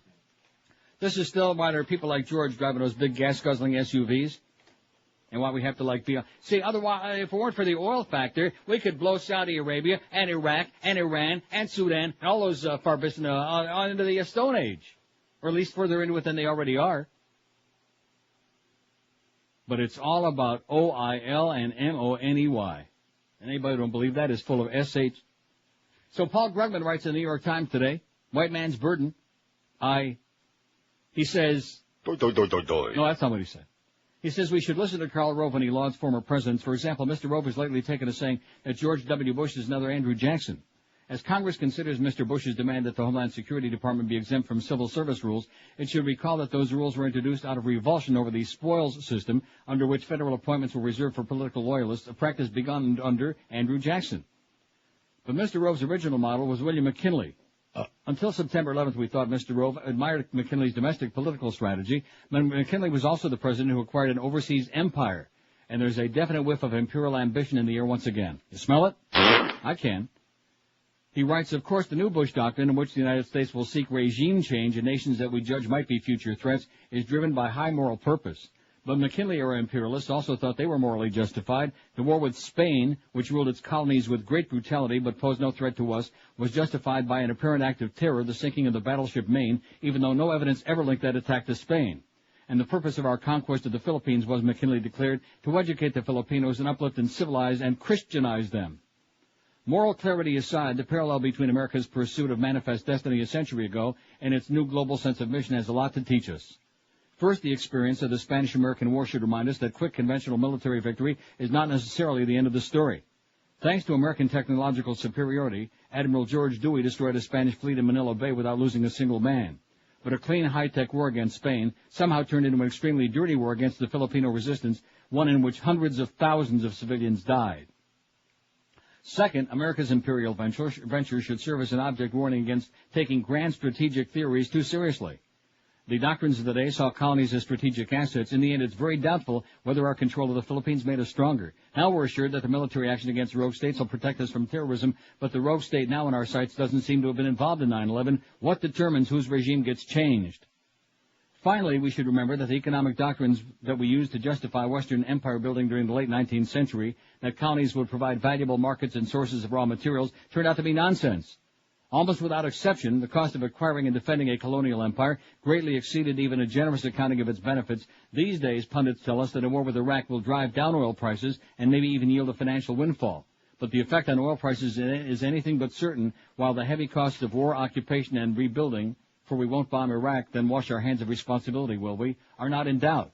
And no, the United States cannot defray the cost of war out of Iraqi oil revenue, not unless we're willing to confirm to the world that we're just old-fashioned imperialists after all. In the end, 19th century imperialism was a diversion. It's hard not to suspect that the Bush doctrine is also a diversion from the real issues of dysfunctional security agencies, a sinking economy, a devastated budget, and a tattered relationship with our allies. Writes Paul Krugman in today's New York Times. Oh! Nice going, Paul. Right on target, baby. He's got his thumb right on it. He's not caving in. There's a few of us not keeping. And now you notice the new poll, 49% of the Americans, it's no longer the economy, stupid. Now 49% of the public believe that Sodom is the number one issue, Iraq. Oh, God. Oh, yeah.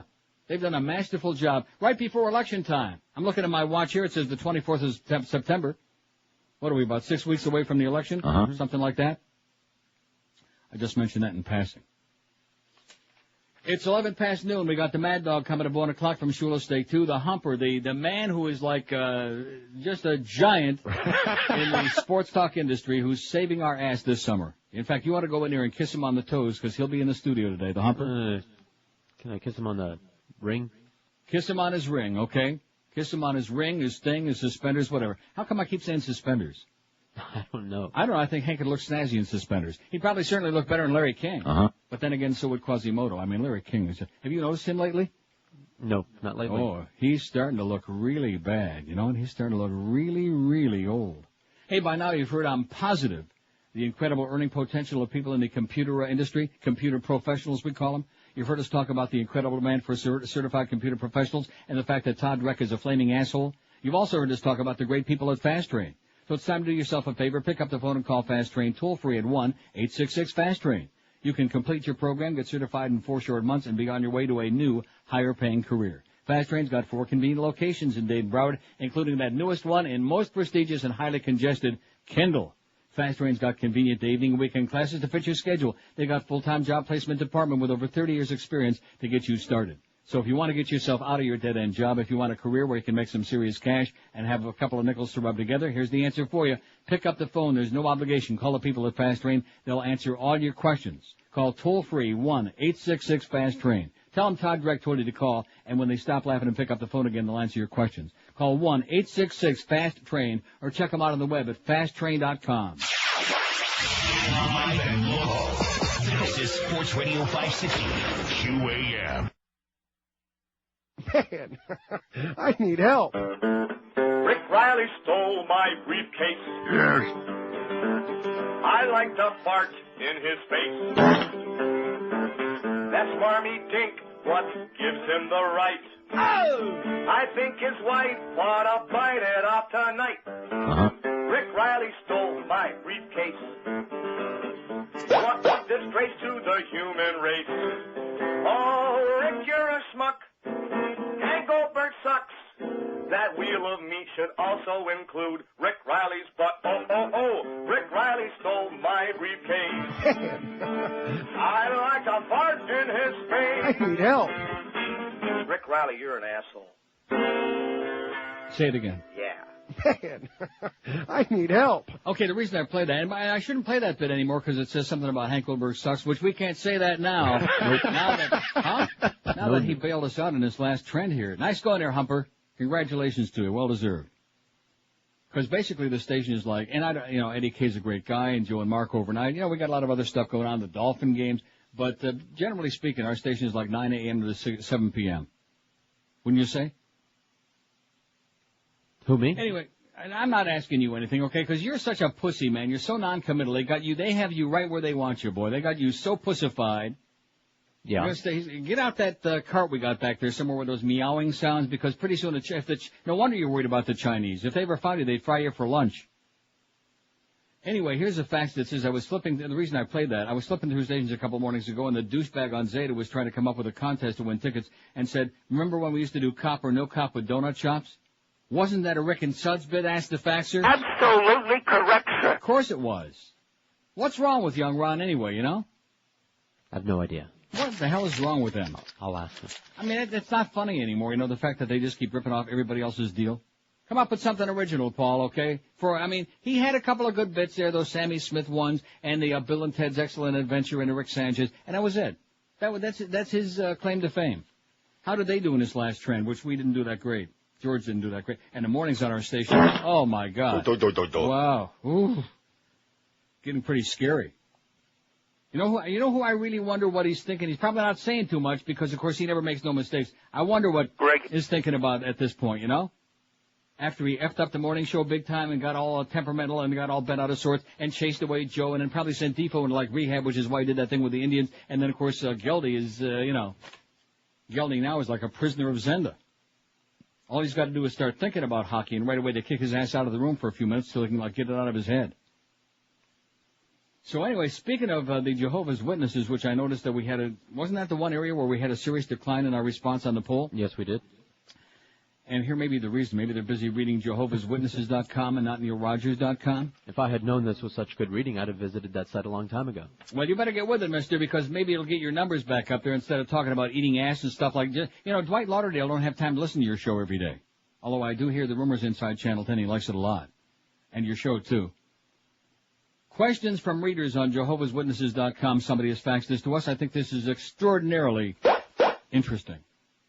Recently in the news was a court decision ruling that oral copulation by adults is no longer punishable by law in a certain state. Would such practice therefore be solely a matter for individual conscience if engaged in by a Christian couple within the marriage arrangement? ?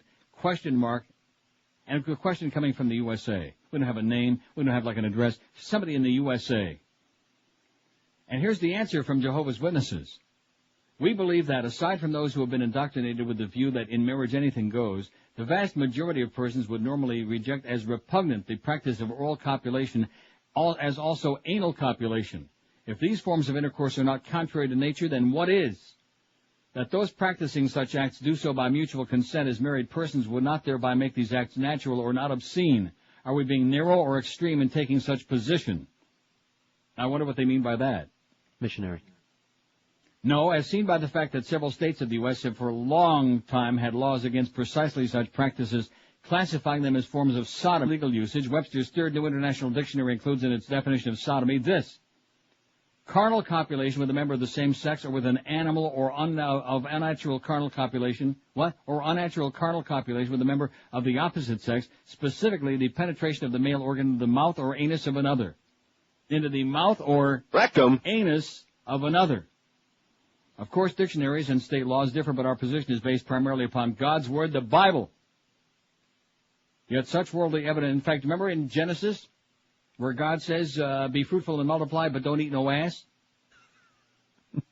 Yet such worldly evidence serves as a certain purpose, one corresponding in principle to what the apostle said at 1 Corinthians 5:1. There he showed that the sexual relations of one member of the Corinthian congregation were of a kind condemned even by people of the pagan nations. So the application of the term sodomy in modern terms to the mentioned forms of copulation shows that we are not unreasonable in saying that they are not only unnatural, but grossly so. Gross. I think they're only gross on depending on who's doing it. Therefore, the overruling of some state laws and the declaring of oral copulation or similar unnatural copulation as legal does not alter our Bible-based position. In a world of decaying morals, we can expect that some law courts may succumb in varying degrees to the growing trend towards sexual perversion, just as some of the clergy and doctors have done. Some of the clergy, like Father O'Toole, and others. It is not our purpose to attempt to draw a precise line as to where what is natural ends and what is unnatural begins. You know where I think it ends and begins? At your rectum. That's what I'm thinking. Or maybe it's your mouth. But we believe that by mediating on Bible principles, a Christian should at least be able to discern what is grossly unnatural. I can't read any more of this, okay? It's making me sick to my stomach. It's gross. It's grossing me out. Here's another good article from the New York Times today, from that commie pinko publication that all you right-wingers... Oh, that's right, the right-wingers are over with Rush now. Oh, good, we can breathe easy. They're over there listening to that right-wing propaganda that makes them feel so good that they stick their finger deep inside their anus. Rectum. And give themselves a little twitch on the prostate. Nicholas Kristof writes in the New York Times today, the day after. As soon as American troops are rolling through Saddam Hussein's palaces, the odds are that this holy Shiite city, Najaf, 100 miles south of Baghdad, will erupt in a fury of killing, torture, rape, and chaos. The Shiite Muslims, who make up 60% of Iraq but who've never held power, will rampage through the narrow streets here. Remembering the whispers from the bazaar about how Saddam's minions burned the beard off the face of a great Shiite leader named Mohammed Bakr al-Sadr, then raped and killed his sister in front of him and finally executed him by driving nails through his head, the rebels will tear apart anyone associated with the ruling Ba'ath party. In fact, don't you think that a lot of those people over there could use a good Ba'ath? In one Shiite city after another, expect battles between rebels and army units, periodic calls for an Iranian-style theocracy, and perhaps a drift toward civil war. For the last few days, I've been traveling in 3 Shiite cities, Karbala, Najaf, and Basra, and the tension in the bazaars is thicker than the dust behind the donkey carts. So before we rush into Iraq, we need to think through what we'll do the morning after Saddam is toppled. Do we send in our troops to try to seize the mortars and machine guns from the warring factions?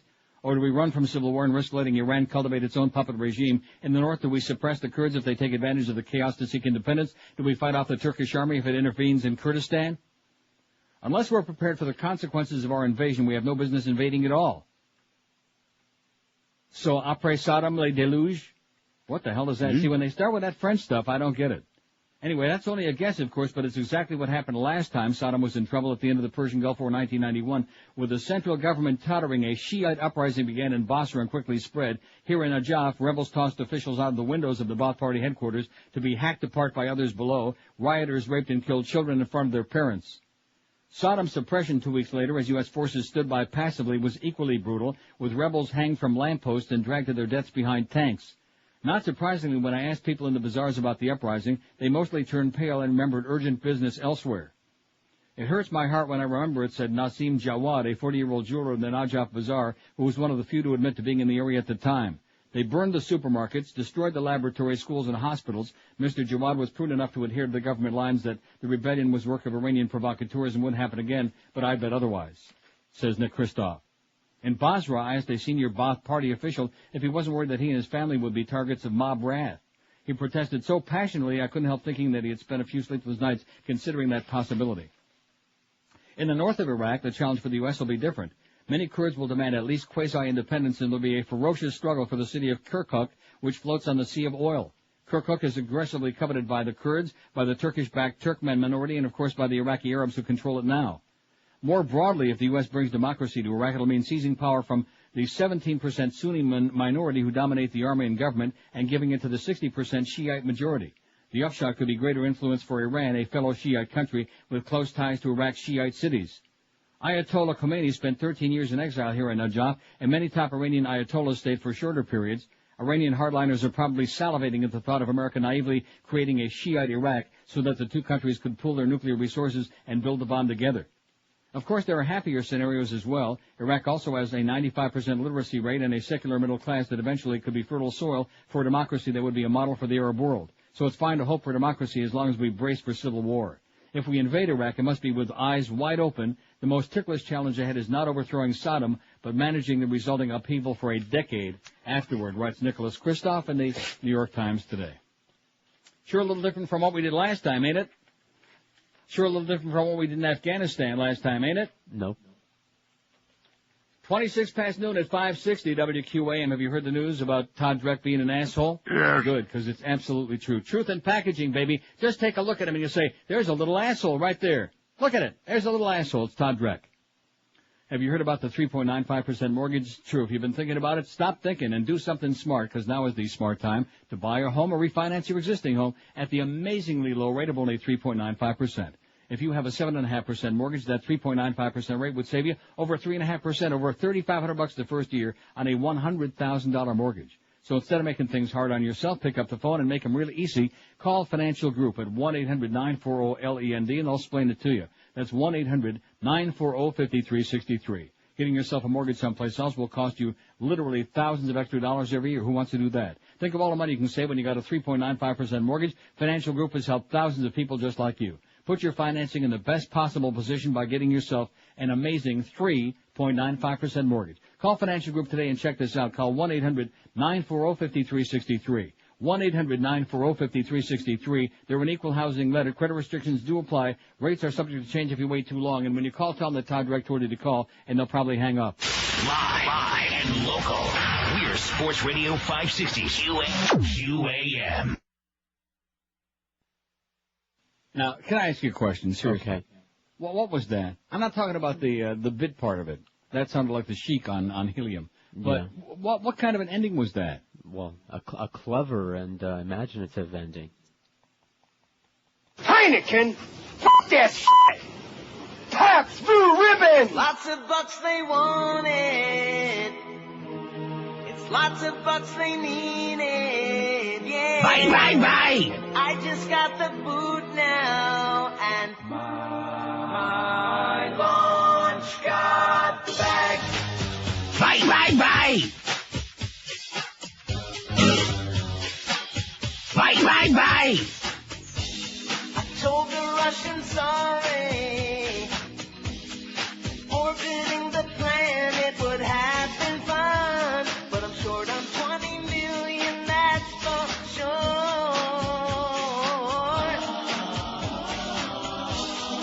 Now I'm left just earthbound, all because I couldn't pay their dues. All I've got to say is screw those Russian dudes. It's lots of bucks they wanted. Bye, bye, bye. Lots of bucks they needed, yeah. So I just got the boot now, and my launch got bagged. 12:32, that rejoin. I tell you, the promos, it's a good thing that Muff is back. It's going to take him a little while to get into full gear. Like getting on that sales department and keeping the elbow grease on him, Muff. Keep on him, baby, especially that little pudwhacker Todd Dreck, who absolutely refuses to do a goddamn thing at all. Piece of turd, man. He's stealing from that joint. But anyway. And these promos, you notice when Clarence has been the interim oh, that's right, I forgot he is a program director. Well, he's going to have to be overruled. Promos are too long. They're too ponderous. We haven't had a new promo in Coon's age. We still got that Al Michaels thing on there, and they're all too long. We don't want to hear half of the guy's show. I mean, here's his voice, here's a little, 10 seconds. Let's get back to it. We've had that discussion a million times. We've got these 4-minute breaks. Give us a little bit of a promo there on the rejoin, and let's get on with the show, okay? Not these long, ponderous interruptions that you people are famous for, like those 9-minute breaks that chase the worst team off the air. You know what I'm talking about? What are you talking about? The promos are too effing long. That's what I'm talking about. And, of course, that last one, and then the bizarre ending, the trick ending. Like, let's trick the host. And I'm sitting here, and I got, I'm waiting, and you know how it works. You got your finger on it and the button, too. And, like, okay, when is this? Like, what is that? Oh, and speaking of what is that, look at that market again, huh? The Dow is down another 161 points, and the NASDAQ, which was up a couple, is now down 4, and it's like a precipitous drop. The NASDAQ is under 1,200, the lowest in 6 years, and continuing to drop, and the Dow is like 7,700, and will finish under 7,700 if it keeps going this way on the day. How do you like that? I don't. A precipitous decline. We better invade today, baby. Oh! Get our minds off all these depressing things. Let's invade those freaking Iraqis, those schmata heads right now. And get on to more important things like OIL and MONEY. Am I right or what? You're right. F&A. Here's some other important crap. CDC releases smallpox vaccination plan. Have you heard this? Yes. Federal health officials have put together guidelines for vaccinating within 5 days the entire U.S. population against smallpox in case of a bioterrorist attack. The Centers for Disease Control and Prevention sent a manual to all 50 states and Washington on Monday with instructions on how to vaccinate entire populations within a week of an outbreak. Called the Smallpox Vaccination Guide, the CDC manual tells states that rapid voluntary vaccinations may be required to stop the virus from spreading in the event of an outbreak, but does not specify what would constitute an outbreak of the potentially fatal virus. Only scientific research centers in the U.S. and Russia are known to have the smallpox virus, but federal officials are concerned that terrorist groups may obtain the virus and release it to the U.S. Smallpox can cause severe illness, can kill up to 30% of those infected. If anyone were determined to have the virus, health officials would discuss and determine a course of action. And, of course, all the smallpox virus that the U.S. and Russia had were supposed to have been destroyed, but were they? No. No. See, these are the things that we keep overlooking. It's like you have a whole bunch of like chemicals and dangerous stuff around the house, and then your little kid gets into it and dies. You know what I'm talking about? Right. That happens all the time. Sure. And the same thing with the governments of the so-called superpowers of the time, the U.S. and the Soviet Union, who had these enormous stockpiles of nuclear weapons and chemical weapons and biological weapons. And, well, let's put a rusty padlock on the door and go away. You know, it's out there in Siberia. It's up there in, it's out in Nevada and wherever. Put a padlock on the door and walk away. Nobody's going to get it. Nobody's going to find it, we hope. It'll never leak. Tragic how they brainwash the public into believing that, hey, it's the good guys against the bad guys. It's that's his whole mentality, and that Wild West cowboy mentality. Us against them, good against evil, the evildoers. Talk about a mentality for simpletons. Talk about an Alfred E. Newman mentality, man. It's embarrassing. It's humiliating and degrading. And, of course, what are we surrounded with? Like that. Just like when we opened the phone for about 10 seconds this morning. And what did we hear? Fast food gets healthy, too. I'm glad that I got around to this one. We haven't got to Brittany yet. I don't think we'll have to wait for tomorrow for Brittany. You know? That's a boring story if that's what you're telling me about. What do you mean by that? That she's straightening her act up? It's never a boring story when Brittany's involved, okay? There are people out there, as soon as they hear that name, something perks up. Brittany cleans up her act. No, I don't want to hear about it. But it's got a picture of how she was and now how she is. So you can still see the picture of how she was. Fast food gets healthy, too. Boca. You know who lives in Boca, don't you? You won't have any grease seeping through your paper bag when you pull away from this drive-thru. The fries aren't fried, the chicken is farm-raised, and the burgers are made of lean buffalo meat. For the more adventurous diners, there are tofu sandwiches, veggie pockets with soy cheese, and 1-ounce cups of wheatgrass juice. Oh, we were going so well till we got to the wheatgrass juice. Yeah.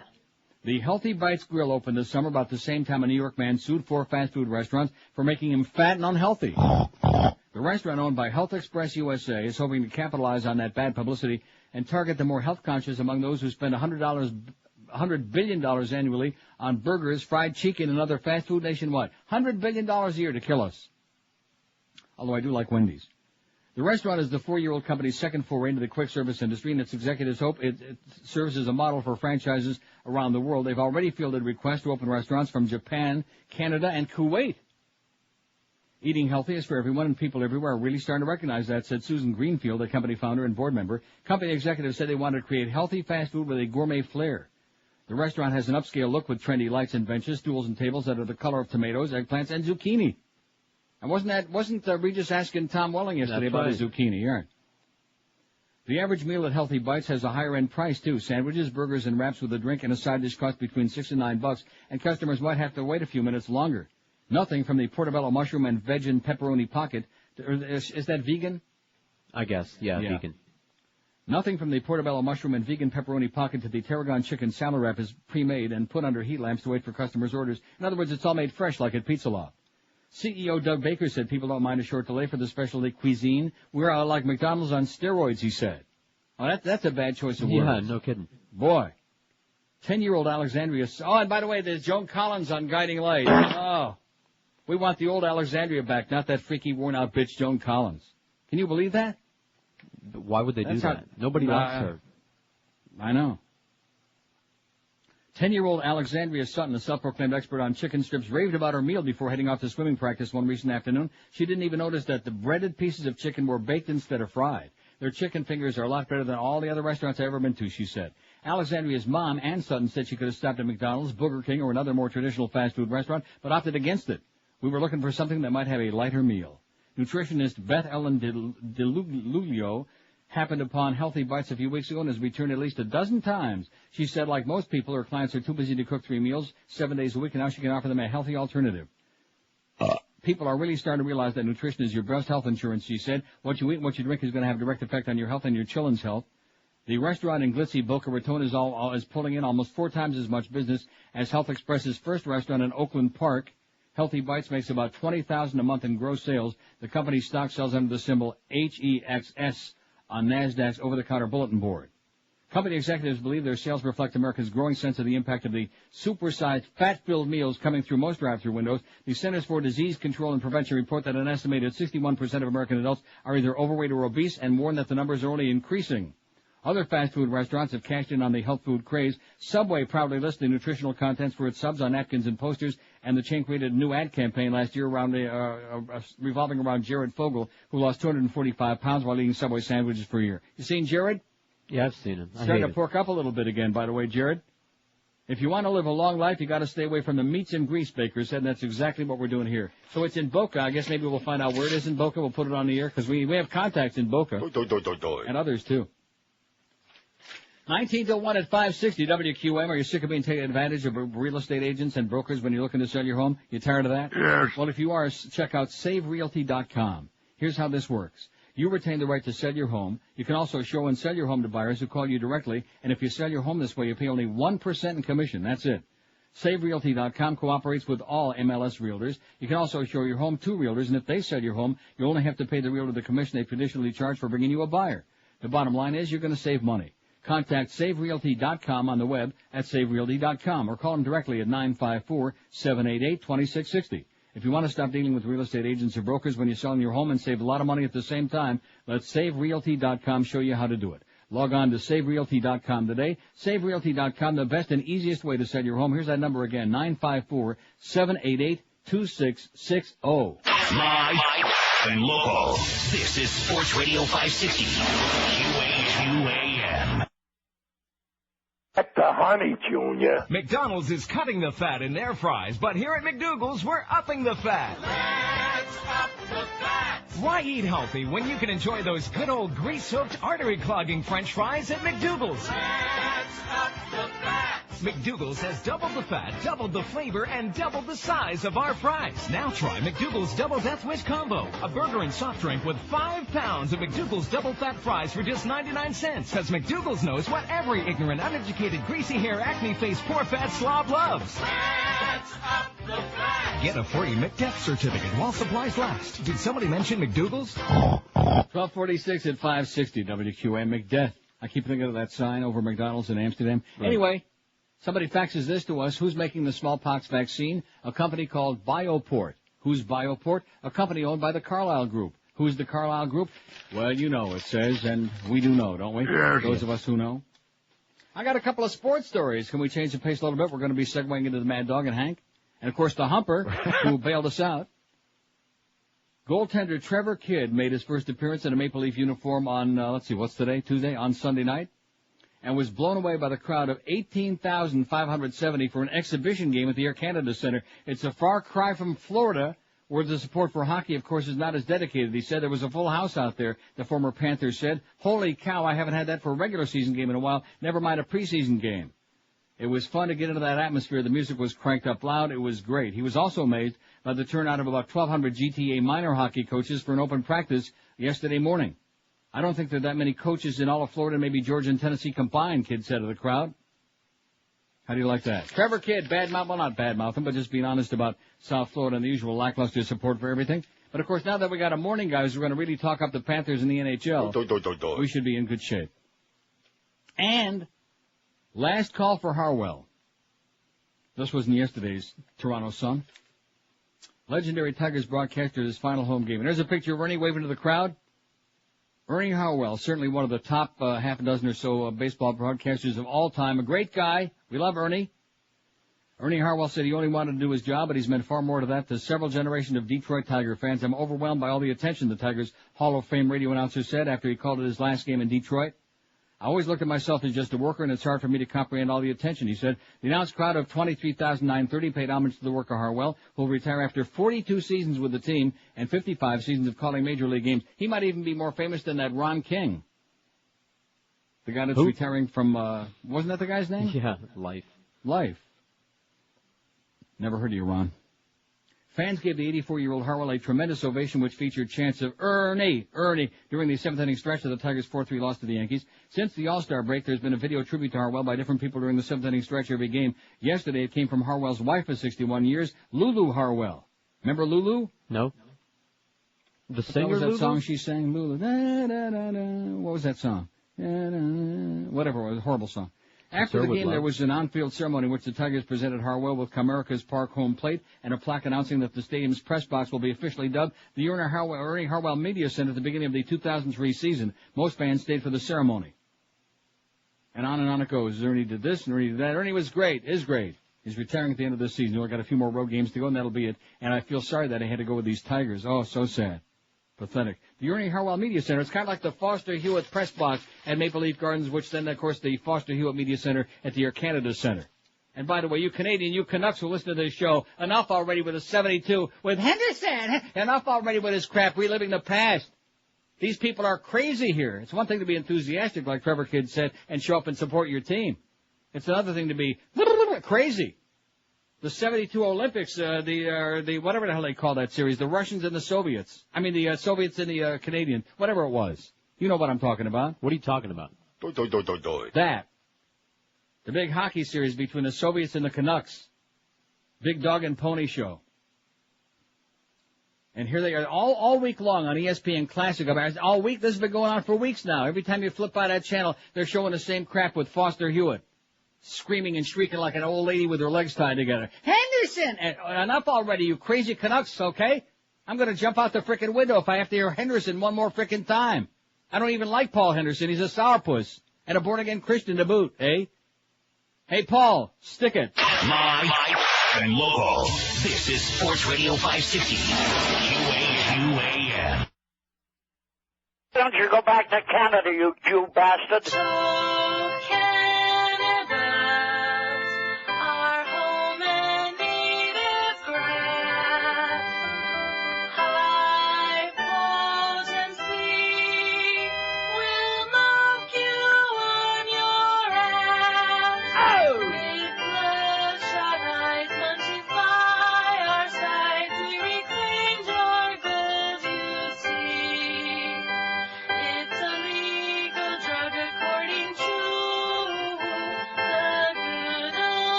okay?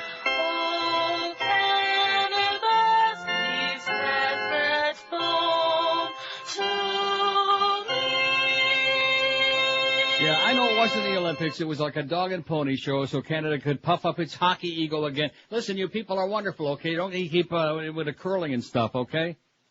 Boy, it's an ego thing. I think it's Don Cherry's fault, if you ask me. Yes. Cut the crap, Grapes. Henderson. Anyway, it's annoying, you know? I mean, stuff that happened 30 years ago. Let's get over it. Let's get on with life, okay? Now, this story that you just faxed me, see, people are going to think this is very bizarre, but I can relate to it. You want to know why? How many times have I told you about buying stuff in the store in Amsterdam and not knowing for sure what I was buying? That's what I was thinking when I read this.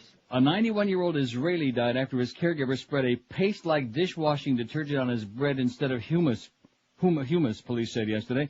The caregiver, who had worked for the old man for 5 years, told police he couldn't read the Hebrew writing on the detergent's container and served it up when the man asked for some humus, a chickpea spread popular in the Middle East. Ever see a chickpea? Police said the caregiver called an ambulance when his employer fell ill on Saturday, but the man died in the hospital. We're checking to see whether there was criminal intent or whether it was a negligent homicide, a police spokesman said. Well, guess what, Mr. Police Spokesman? I think it's just can happen. Crap happens, man, if you can't read the language. I think it was humicide.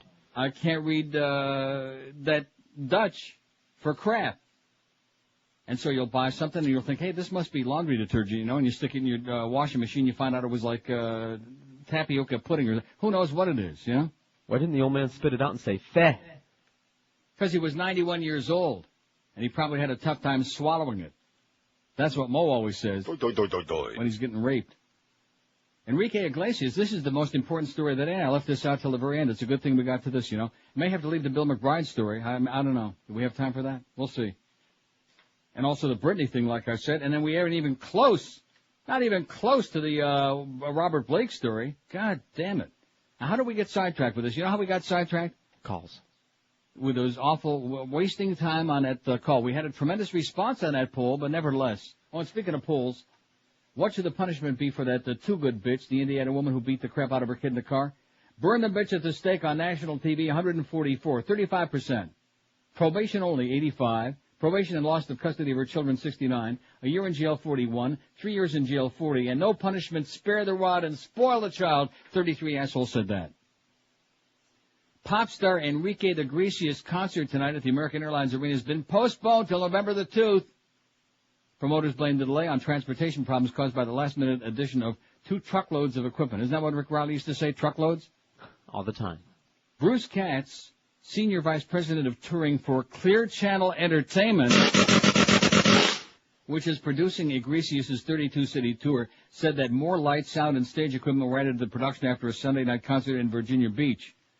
Promoters said between 9,000 and 10,000 tickets have been sold close to capacity. Those tickets will be honored for Saturday, November 2nd show. However, privately, people close to the show said late last week that slow ticket sales for the Tuesday night event made postponement possible. You following this? Uh-huh. Howard Katz said promoters decided Sunday there wasn't enough time to transport and set up the additional equipment for the expanded show in Miami, which he said required them to add 2 more trucks to the 6 vehicles they were already using. When Iglesias saw the mileage between Virginia Beach and Miami, we realized we wouldn't be able to get the full production of Miami. Katz said he didn't want to go into his hometown without the full production. There were mixed feelings. I never feel that if a show can go on, it should be postponed. But this was very important to Enrique. He wanted to do his best and biggest show for Miami. And when we didn't sell all the tickets, well, wouldn't that be kind of embarrassing in your own hometown? Yeah, that would have been sad. That would be really bad. And we love Enrique. He used to be my good, close personal friend before he started taking his clothes off all the time, becoming a big sex pot and very famous and wealthy. Remember, he used to send me all those autographed CDs, and every time he'd have a new CD, I still got him there with his autograph on the back, and you're the best, and I love you, and you like this. But yeah, I like it, Enrique. Let's see what it looks like. Yeah, let's see what you got. Not much is what he told us, remember? That's what he said. That's what he said. He's hung like a butterfly. But hey, we'll check it out. So that's pretty much going to do it for us today. No more calls. We did a little experiment, boy, and sometimes, just like Dr. Jekyll said, some experiments are okay, and some are not so great. Speaking of not so great, we don't have Joe Zagacki today.